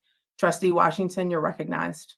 Thank you, Chair Harper, and I hope this will be quick. I know we've had conversations about the current gift and that Dr. Friday Stroud is no longer the executive director. My hope is that, or my question to you is that maybe at the next board meeting, can we get an understanding of how in this interim phase between, last week and the time that the investigation is done and policies and procedures are enhanced, how we plan to deal with incoming gifts and the process and procedures we will put in place in that interim? That would be helpful. Yes. How will we receive gifts in the interim? Can you repeat the request so I make sure that it is captured? And I also want to say, Dr. Ali, I am committed that during our board meetings, there will be updates on this as well, including the board meeting at the end of this month. The updates to which we can say, but I do want to let everyone know that in my conversations with various people who I've consulted on this matter who have expertise, the answers will come out in the investigation. And so we cannot, that may preclude us from making comments until the investigation continues. Go ahead, Trustee Washington, would you mind repeating the request? Yes, the request is just in the interim, how will the university be handling any incoming or currently pending donations? Okay. Or gifts, potential. Okay. Okay, thank you. I will either add that to the agenda or ask that the administration share that information prior to our next full board meeting. Trustee Gibbons, is your hand up? I thought Lawson was next. I'm sorry. He put his hand down. I'm not sure. Oh. Trustee Lawson, did you have a comment? Yeah, I put my hand down. I was able to address my issue, Chair Harper. Thank you. Madam Chair, I have two quick things. I think to address Trustee Klatt's question, I think was an excellent question. During any investigation, whoever this third party is that we engage, that all questions be sent to that individual from trustees if they have questions, only to that individual who would act as probably, it sounds like it may be independent audit or law firm or something of that nature, so that we are not violating the sunshine. So whoever that individual is can contact us independently. That's number one. Number two, Madam Chair, and this is not a criticism. It is just to protect us again. I would ask for, I'm gonna bring a motion forward that to direct by the board that we ask Dr. Robinson not to make any personnel changes during this time, as it would look suspicious, fishy, whatever, at the current time while we have an investigation going on to be moving deck chairs around. So I offer that as a motion that we please ask the president, our only employee, to not have any personnel moves during this particular time that the investigation is going on. So let me address that and then ask for a second if there is one. I think your suggestion to send questions directly to the firm that is hired is a good one. So I rescind the suggestion that I made earlier to send it to the board liaison. So thank you for that. It's been moved to ask Dr. Robinson not to make any personnel changes during the investigation. Is there a second? I second that motion. It's been properly moved and seconded that Dr. Robinson not make any personnel changes during the investigation. I do have a clarifying question, Trustee Gibbons. Is that related to his direct reports? Because the president is responsible for the entirety of the operations of the university. I would, it's a little difficult because we don't know, again, we don't have the facts related to the total brevity of this gift and what happened. So let's start with the direct reports and leave it at that.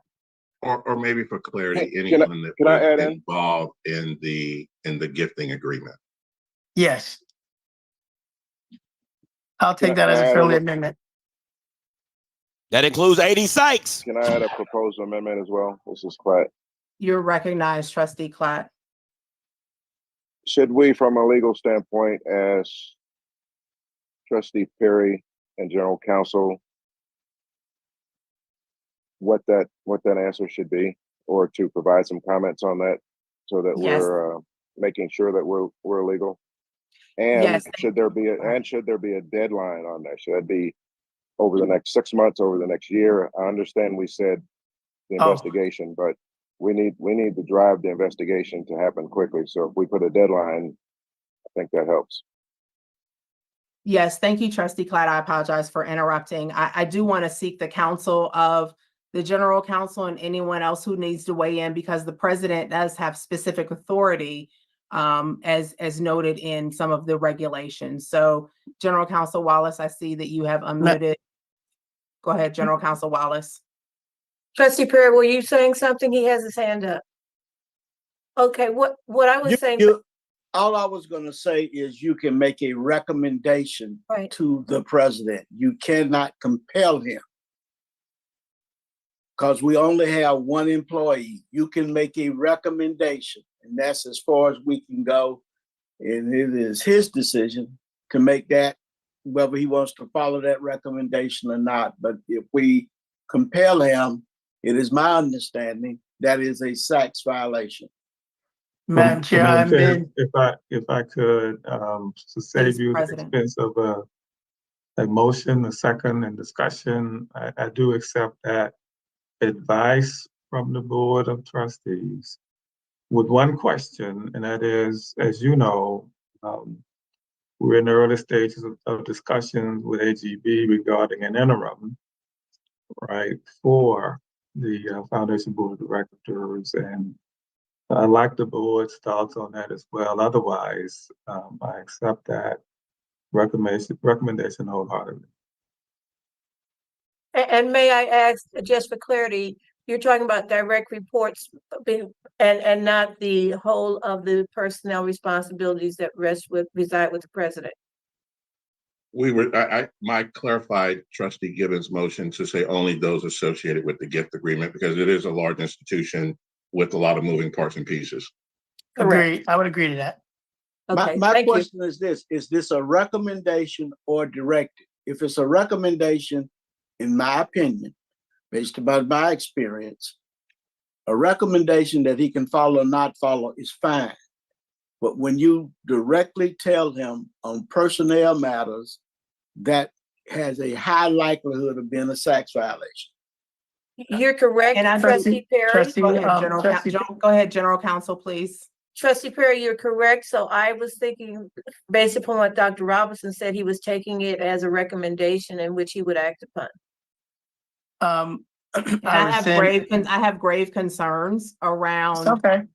I have grave concerns around this board taking action as it relates to personnel beyond the president.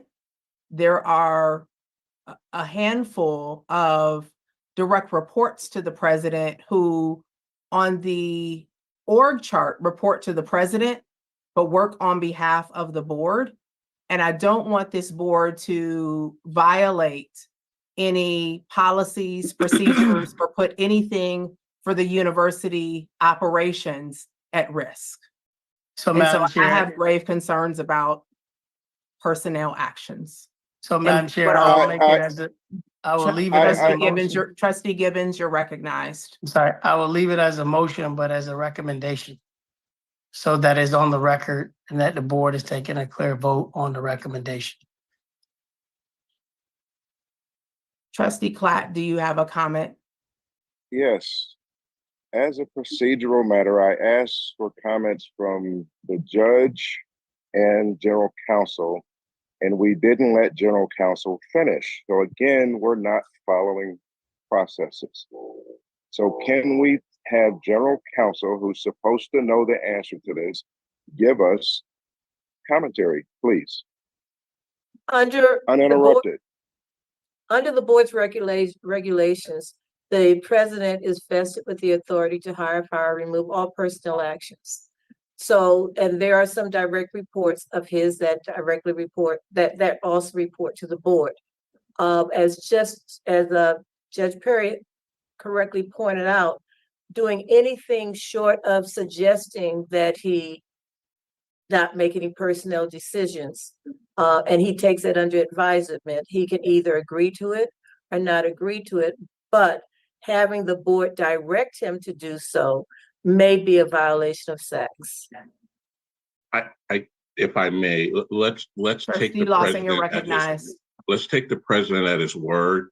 And for clarity, we're only asking or suggesting that he not make moves only for those individuals involved in the gift agreement, but other pieces of the institution that need to be run and managed, he clearly will continue in the capacity as usual.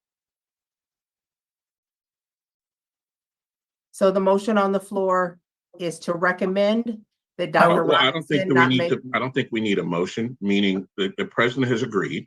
We're saying only for those individuals involved in the gift agreement. We're going to take the president at his word on that issue, because, you know, we will get all the other facts we need pending the investigation, but I think the concern with the motion is it butts up against some SACS requirements, Trustee Gibbons, but I'll hear you out on that one.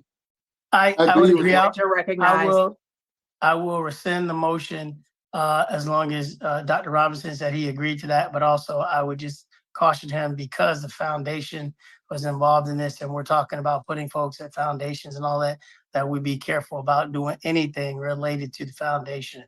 And so he's taken under advisement, so I will revise my motion and rescind it. Thank you, Trustee Gibbons. Thank you. I do want to clarify, what was the conclusion, Dr. Robinson, as it relates to the hiring of the executive director and vice president for university advancement? I do accept this recommendation. However, I have some concerns about the longer term interim, right, who is not a permanent employee through the AGB, a person who could be used to even assist this body and the foundation board as they work through procedures and processes that can enhance operations there. Right now, as you know, the temporary solution, and I'm so pleased that he agreed to this, is that Dr. Donald Palm, my COO, would serve in that capacity until further notice. Okay. Thank you. And that recommendation from the trustees who have spoken up only affects those who were involved in the GRIFT agreement. So that would not impact any future hires. Okay. Is there any other discussion that needs to come before the board? Trustee Perry, you're recognized. Thank you, Madam Chair. You know, we've had a lot of discussion, but let me say this. While we look to find out what happened, we also must be thankful for those prior to this incident that brought us record numbers in giving. And I would like to personally thank Dr. Friday Stroud for all of her good years in the foundation. She gave record giving. And I don't want her to ever forget that. I personally, and I hope this board thanks her, because nobody has raised the type of money that she has been. And for those of you who were not on the board, I'm not going to call a name. We lived through a nightmare. So I just want to thank her as we move forward for the outstanding job that she has done. Thank you, Madam Chair. Thank you, Trustee Perry, and I concur. Thank you so much, Dr. Friday Stroud, for your leadership in leading us to record high philanthropy over the past few years. Trustee May, you're recognized. So being that this incident has, hit the news a lot, how will the university mitigate any potential negative impacts on its financial stability and, more importantly, the reputation of the university? Yes, how will the university mitigate? Can you repeat that one more time? Yes, how will the university mitigate any potential negative impacts on not only the financial stability, but the reputation of the university? Question for the president. Could I take a shot at that, Madam Chair? Absolutely. Right, so in light of an impending investigation, I will say very little about this incident itself. I think enough has been said. A lot more will come out when this investigation is done. I think it's our job, as you heard from Trustee Crossman, to continue to push out positive stories about FAMU. And there are tons of those out there. So we'll be working with you and your fellow students to get the word out that we're still in business. We are financially sound. By the way, this gift would have made a huge difference, but we were not dependent upon this gift for our operations. It would allow us to do some things that we had only imagined up at this point. So we'll get those messages out, and we need your collective help for everybody to understand that FAMU's financial status is strong. We just went through a financial statement audit with no findings, and that attests to it. It's not just my opinion, it's the opinion of professionals who are independent who played a role in that assessment as well. So we'll continue to push out positive messages. We can never put enough of those out there, but I will not, in light of this investigation, be commenting on this. I will say that even today, I believe it was $225,000 we received a gift from Shell Oil. So there are still people out there who have tremendous faith in you, the students of Florida A&M University, because that's why so many of them are making these investments. We have to get that word out, make that our primary collective duties in the days and weeks ahead. Thank you. Trustee Gibbons, is your hand still raised? Or is that a leftover? No, I would like to echo the sentiments of Judge Perry about the foundation. I think, up until this point, we have had record numbers, and they should be praised for that. It's unfortunate where we are, but we must start to move the brand, the university, and this board forward. Thank you. And as I shared earlier, this has certainly been an unfortunate situation, but I'm always committed, and I know this board is also committed to using any information that we gather and even the unfortunate situations to make us better, to make us stronger.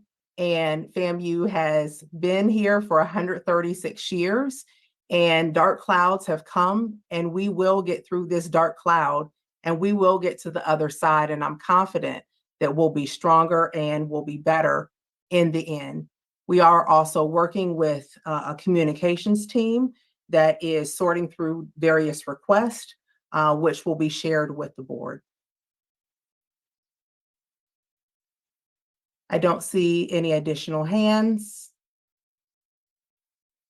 I would like to thank everyone for joining, for your commitment to this institution, to this board, and most importantly, to the students, so that FAMU can continue to operate in perpetuity. Thank you so much and have a good afternoon. This meeting is adjourned. Oh my goodness. Woo, that was a lot of just fluff. I just wanted to see Larry get fired.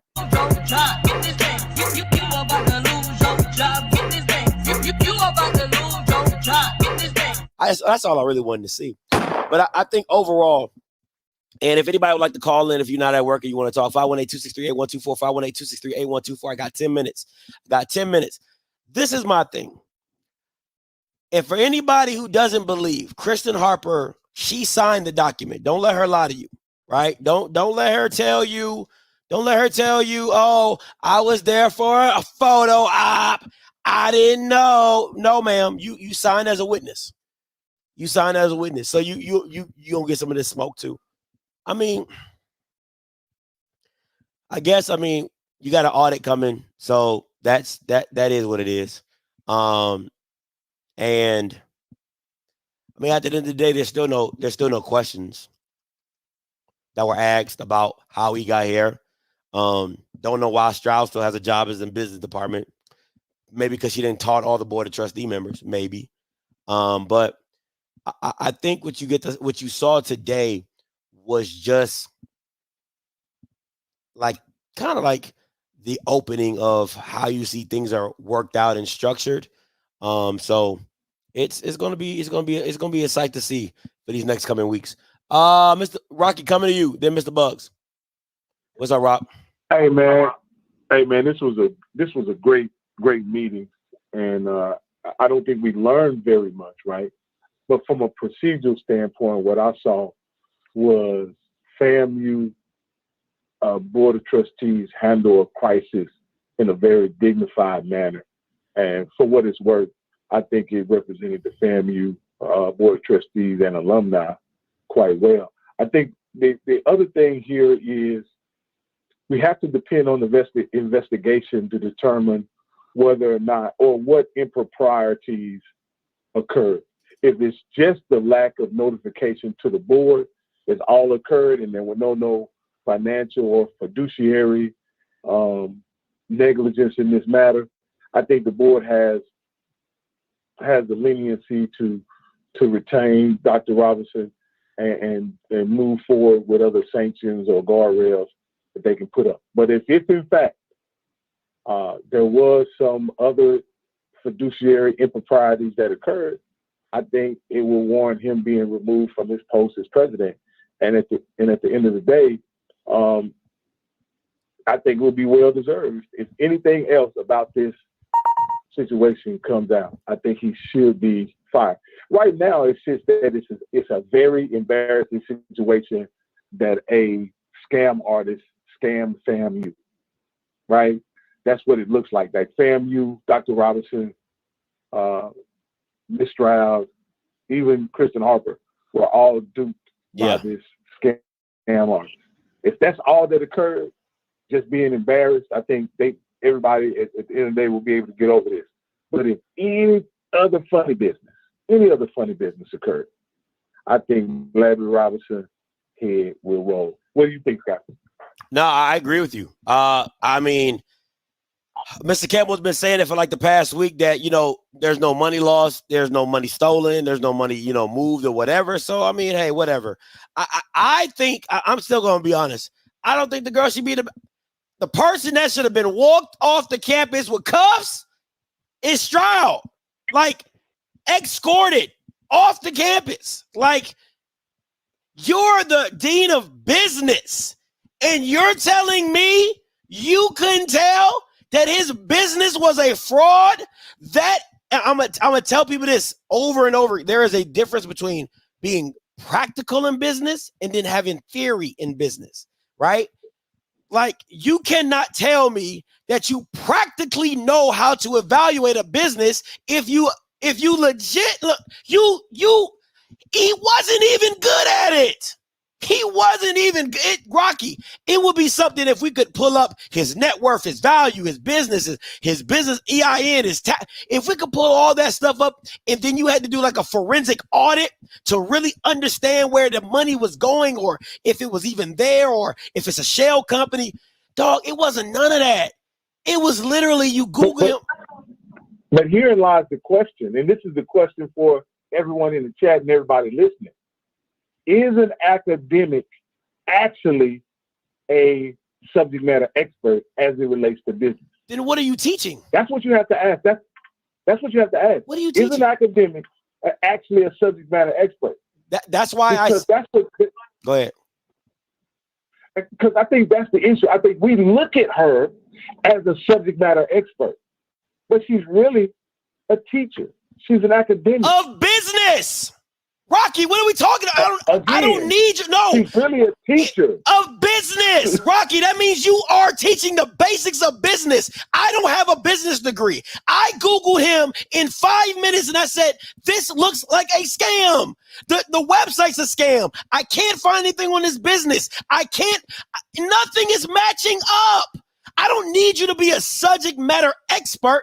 All I need you to the stuff that you've been teaching, if you just went through the basics of what you've been teaching, will tell you that he was a scam. It wasn't forensic auditing. It wasn't to where you had to read the books like the accountant, right? Where money is being siphoned and you're trying to figure out what department is siphoning on. No, it was his business wasn't even formed. Rocky, what are we talking about? No, what I'm saying is, I think we see her as a subject matter expert, and she should have known. She should have been able to find this information out, do a brief Google search, and all this kind of stuff. I tend to agree with you, Scotty. But should she just be seen as an expert, or should she be in the same vein as the president? Somebody who just got duped, man. No, that's all I'm saying. No, Rocky, no. If you're the dean of business, no, thank you, Call your call, Rocky. If you're the dean of business, and you can't, come on, man. Mr. Weeks coming to you. What's up, Mr. Weeks? What's up, brother? Thank you for harping and doubling and tripling and quadrupling down on the dean of business, bro. This makes this is like the most embarrassing thing in history because, for one, bro, I also went to a PWI. Can you hear me okay? Yeah, I can hear you fine. You're good. Okay, so, bro, when you look up donations to schools, bro, some of the biggest donations are like $500 million. But to think that even a one HBCU getting a check for that big should have been one of those, if this seems too good to be true, then it probably is. Facts. Immediately Google, Lyxos, Yahoo, every search engine, ChatGPT. You should have been pulling up every search engine you could think of, because Mackenzie Scott, Jeff Bezos' ex-wife, ain't even giving out money that big. And she got $36 billion. So it's just like, bro, when you talk about an elementary bust, a debacle, embarrassment, it's like, I understand that people have history and they've probably done things that were, you know, probably done well over the years of people attending these schools and they've been sitting up.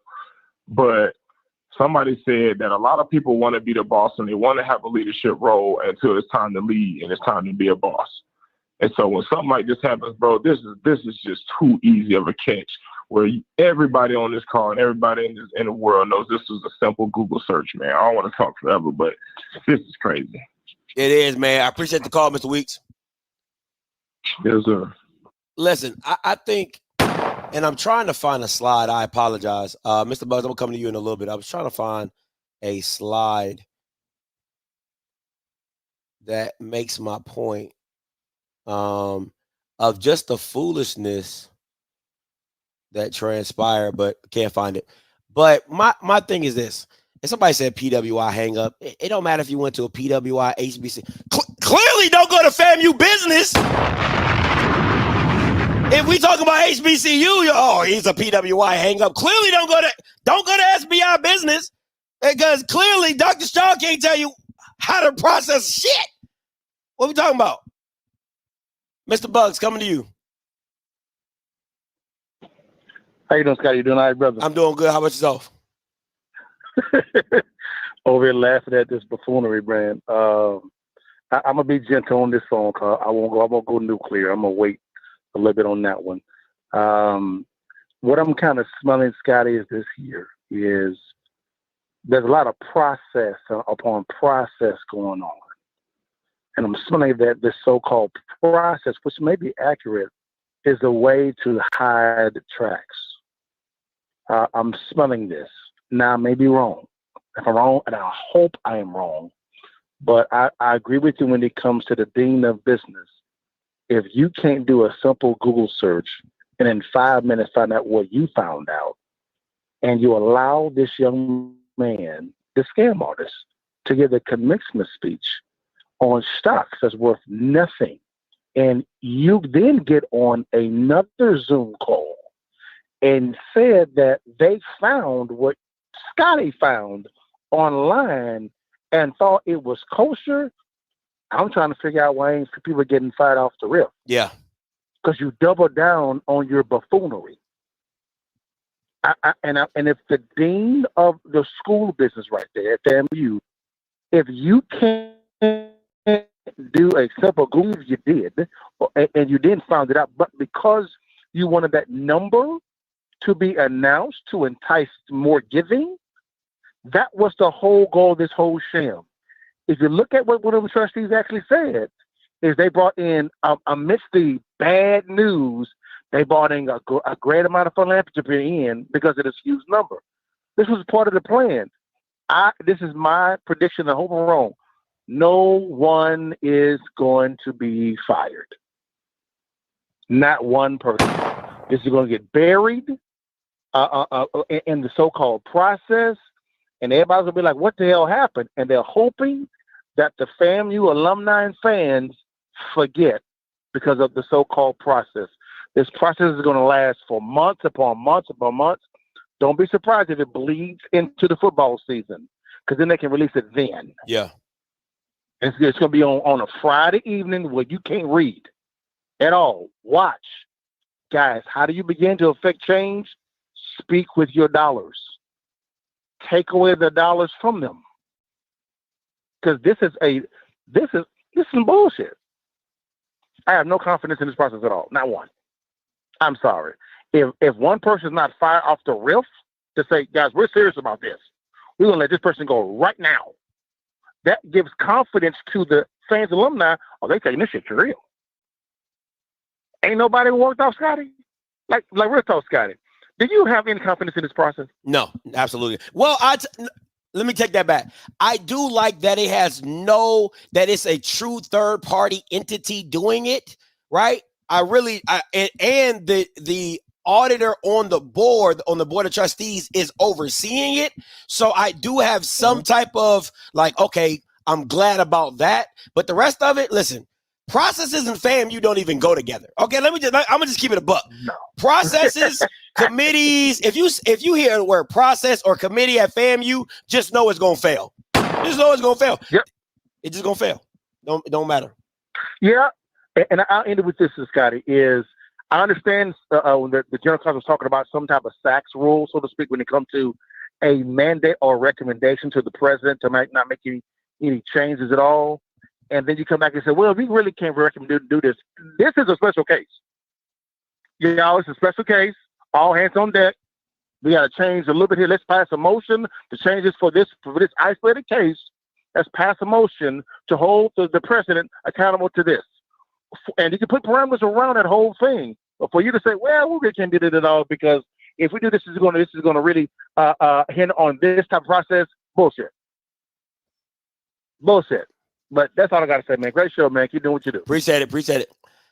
Let me just give people context to what Mr. Weeks was saying, right? And TG, I see you, and Davis Mitchell, I see you too. Let me just give you some context, right? I just want to give you a context. These are some of the biggest donations in HBCU history, right? Mackenzie Scott has given over $200 million. The Rhonda Stryker family has given over $100 million to Spelman. Reed Hastings has given $50 to $100 million. George Harambe had no net worth. And Bama's really thought he had $237 million to give. And you're telling me the dean of business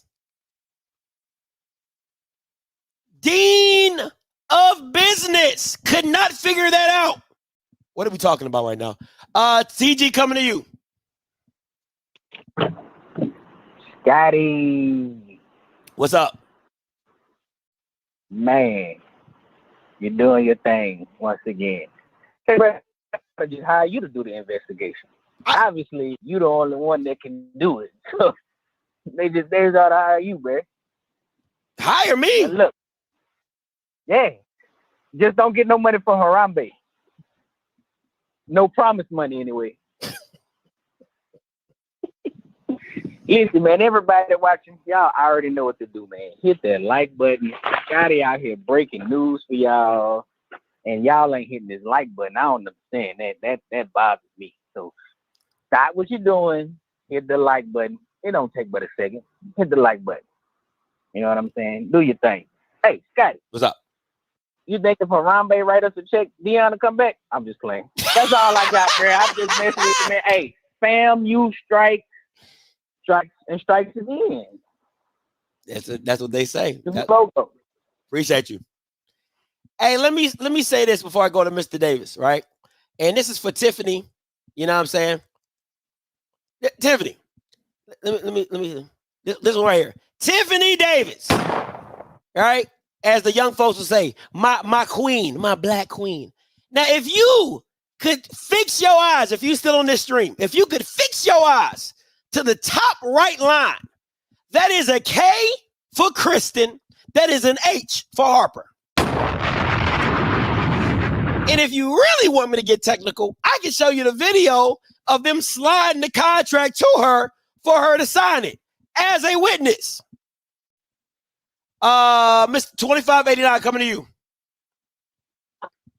Yo, I just want to say this, man, because a lot of people got a lot to say, but I am a FAMU graduate, so I want to say this about my beloved institution, man. FAMU was a victim of a scam. At the end of the day, they was a victim of the scam. Geronimo, whatever the boy name is, he had two other chances at two other universities to perfect how he was going to run the scam at FAMU. And he probably used that NDA in order to not let a lot of people in on the situation. But that man is a professional scam artist. At the end of the day, it's people getting scammed every day. They're called FAMU. It's called FAMU.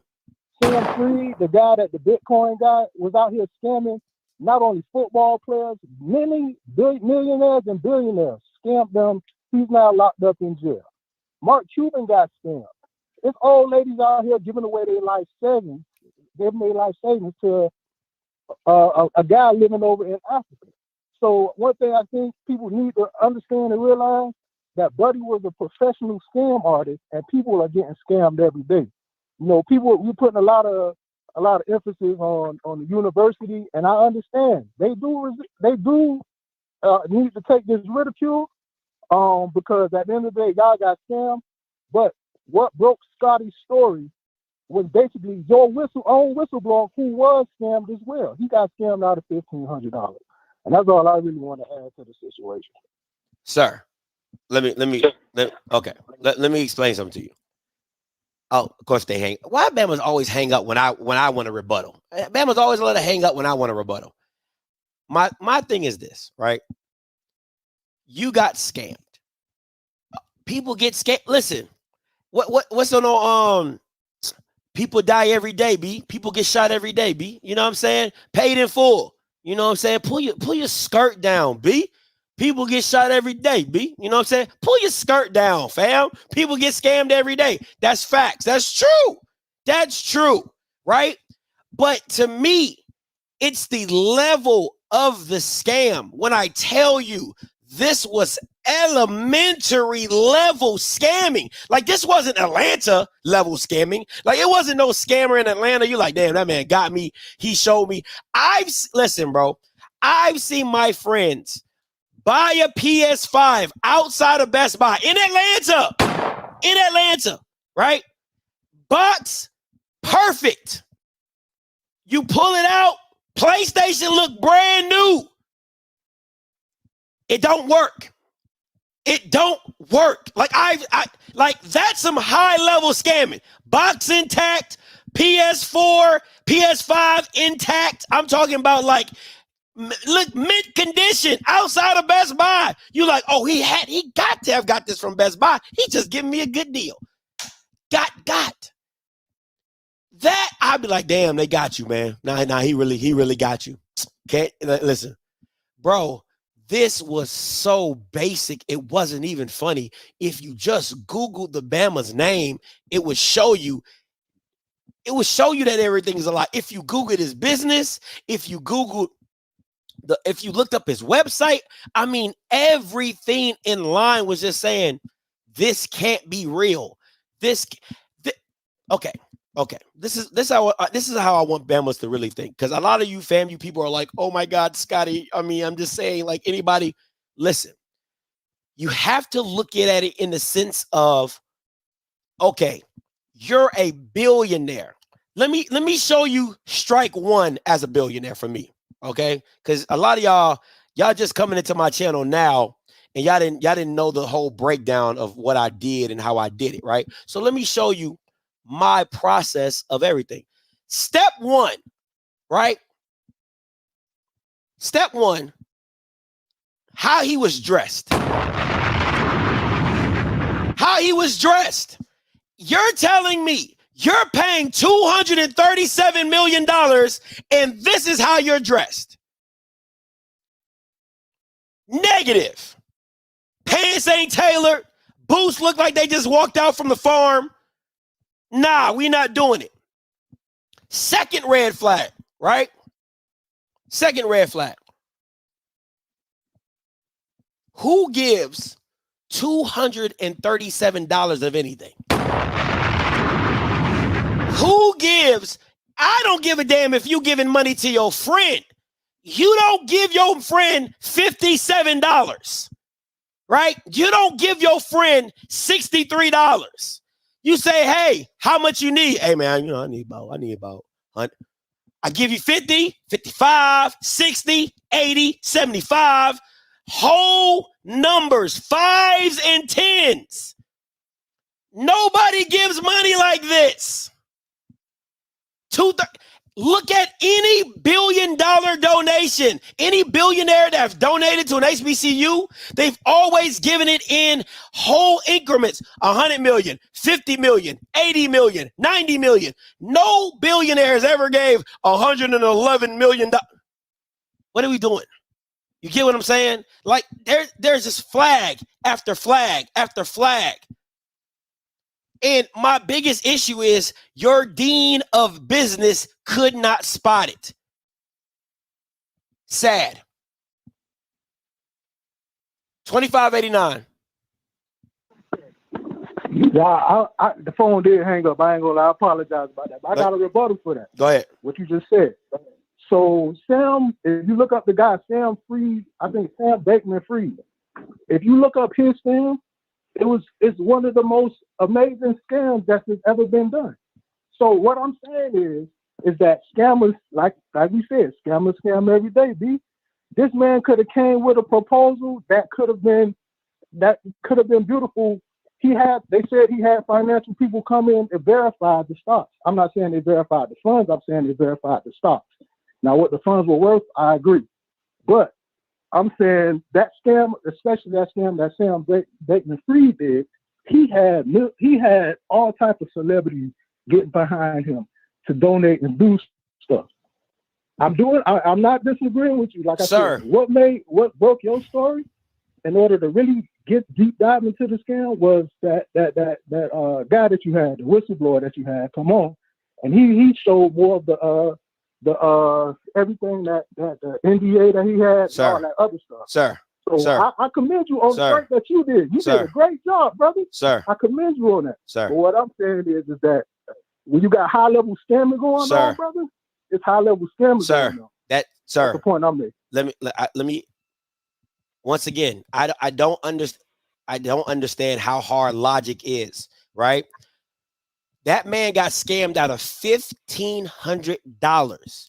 You got set up for the okie doke for $237 million. That means that if you're able to give me $237 million, that means you're a billionaire. You said Sam Bankman-Fried had celebrities, right? So what did he do? He leveraged his relationships to get more people in business. What relationship did Harambe have to tell you that he had $237 million? What business did he have set up that showed you he had $237 million? What other donation? If you just Googled his name, the other donations would have came up and told you that they had failed through. So again, I ask you, what? Because you keep bringing up Sam Bankman-Fried. He did this. He leveraged relationships to show other people, hey, they did it with me. Why don't you do it with me? Right?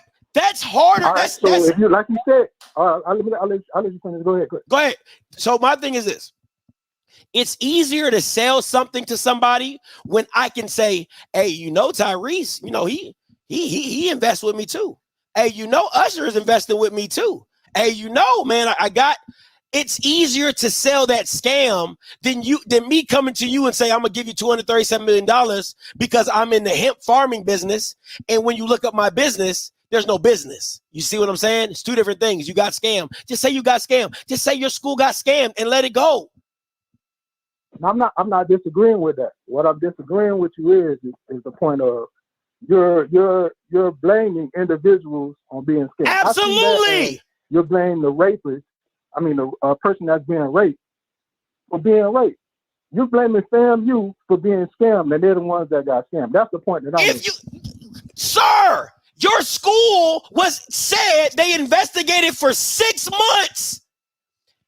That is stupid. Your FAMU, Florida, agriculture and mechanical is the dumbest donation center in America to been vetting this memo for 6 months, and you still got scammed?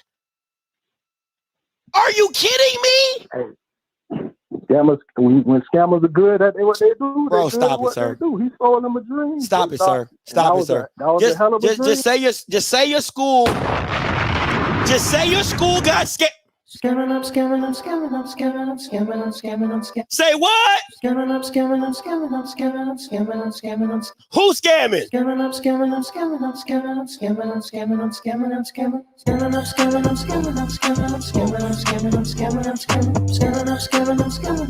That's all it was. 3762 coming to you. Hey, Scotty, this is Troy in Tampa again. Talk to me. Man, my gray hair about to get grayer because I'm getting pissed off. Damn the NDA. damn who signed off on what. In order for stock to be issued, a company had to issue a valuation. And before all of this stuff went dark and we started scrubbing all this information, I swear to God, I saw Carter X as the platform in which the stock were transferred to FAMU. And when I talked to Carter, they said that a 409 valuation had to be done before stock is issued. So this mediocre little Daryl scammer had help from an institution to even get into a position to talk to FAMU. Why are we talking about all this institutional processes? Let's get to how the biggest brand in HBCU got scammed. Not the school, the brand, because he was using the brand to set up a Ponzi scheme to get other people to invest in whatever that was to give him validation. Yeah, that's fair. That's fair. It as a software developer, like Carter X is getting a pass, getting an absolute pass. If you Google Carter X, they've had problems going back 6 months ago. This is probably just Google Carter X. It will tell you everything you need to know about that interesting company, man. That's all I got, man. You have a good one. No, I appreciate the call. Let me say this too as well. Even Miss Director Kidd, she brought that up. She said Carter, I think it's Carter X or Carter, whatever, the stock company that was holding, or the app that hold the shares. She said that company is a garbage in, garbage out type of platform. If you give them garbage, they will spit out garbage, right? Because she says she even uses it for her business. But it's not, they don't do evaluations. They don't do any of that. She said garbage in, garbage out with that platform. And you have to understand that. That's why Stroud, who was doing a 9-figure deal, didn't know what the hell she was doing. And she should have reached out to somebody in the financial industry. 0757 coming to you. Hey, how you doing? What's up? What's up, man? What's your name? Where you come from? This is Ricky. You know who I am. Hey, what's up, man? No, I just wanted to say, like, another key point, like you made before, because at first I don't want to blame FAMU, right? Like, there's a scammer. He hustled them. He finessed them. But then you got to go back to, I reached out to so many people and they reached out to me after hearing my story. I talked to like lower level interns working for other universities. It wasn't just Coastal Carolina. To the point, I talked to a younger guy in his 20s and we were talking and he said, when this guy tried to donate money to somewhere in Georgia, I'm not quite sure if it was UGA, the guy in charge says, hey, little man, intern, go look this up for me. Intern does a research for like 1 day, comes back, yeah, this guy's trash. It's done with, right? Mm-hmm. And look where we are now. And I think that's the biggest L that FAMU's taken, is that they actually did the research, but no one could make that decision on backing out because they had nothing to lose, but they had everything to lose, their credibility. So that's all I wanted to say. And I think the big takeaway is this happened to a lot of schools that are not even out talking about it. So that's all I got to say, Scotty. Thanks for everything. Hey, no problem, man. Appreciate it. Let me just say this. For anybody who's going to call in and say, oh, this happens to HBCUs, Miles, a Division II, D2, was like, nah, we good, my guy. Miles, D2. They're not on the level of FAMU. Miles is like, nah, we good. We straight. We appreciate you, but we straight. You know what I'm saying? So it just is what it is. I cannot stress enough the reason that Harper and all those people the reason why Harper and Larry and Stroud have to take so much accountability is because of the promotion of it, right? Just, oh, we're so glad at this monumental, transformational, amazing gift, right? All that. But it's the double down for me. It's the double down for me. Oh, I know there's a lot of skepticism over the gift, but we did our due diligence. We vetted him. We did it for 6 months, blah, blah, blah, and this is where we're at right now. we just had a special, they just had a special board meeting about the presumed gift that they had vetted and done their due diligence on. But now we here. Come on, man. What are we talking about right now? What are we talking about right now? But listen, this too shall pass. That's what the good book says. And since FAMU started it off with prayer, right? And why was it Judge Perry? Who made Judge Perry the chaplain at FAMU? Who made that man? That man was on the Bethune-Cookman board, and the Bethune-Cookman board is about as shady as a tree on a summer day. Who made that ninja the chaplain for the day? Oh, yeah. Oh, in the Jesus. Shut it up.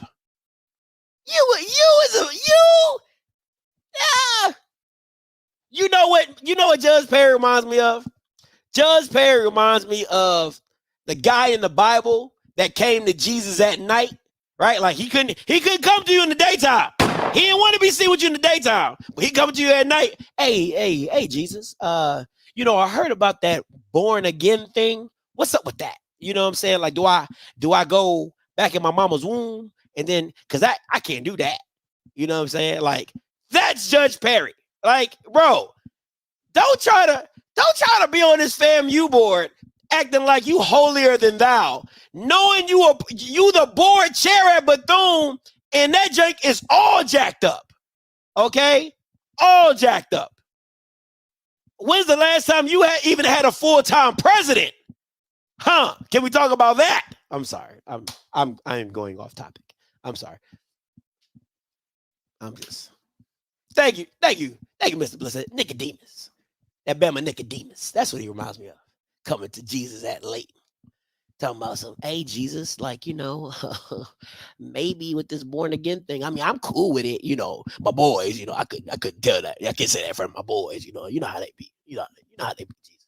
Anyway, I'm gonna get up out of here. I'm gonna stop messing with y'all. Listen, hey, if you like what you hear, make sure you subscribe. You can always become a member. Appreciate my callers, Mr. Weeks, Mr. Bugs, the FAMU grad who just doesn't want to believe FAMU's in any type of culpability. All right, and all you guys for tuning in as always. Listen, until next time, you know what I'm gonna do.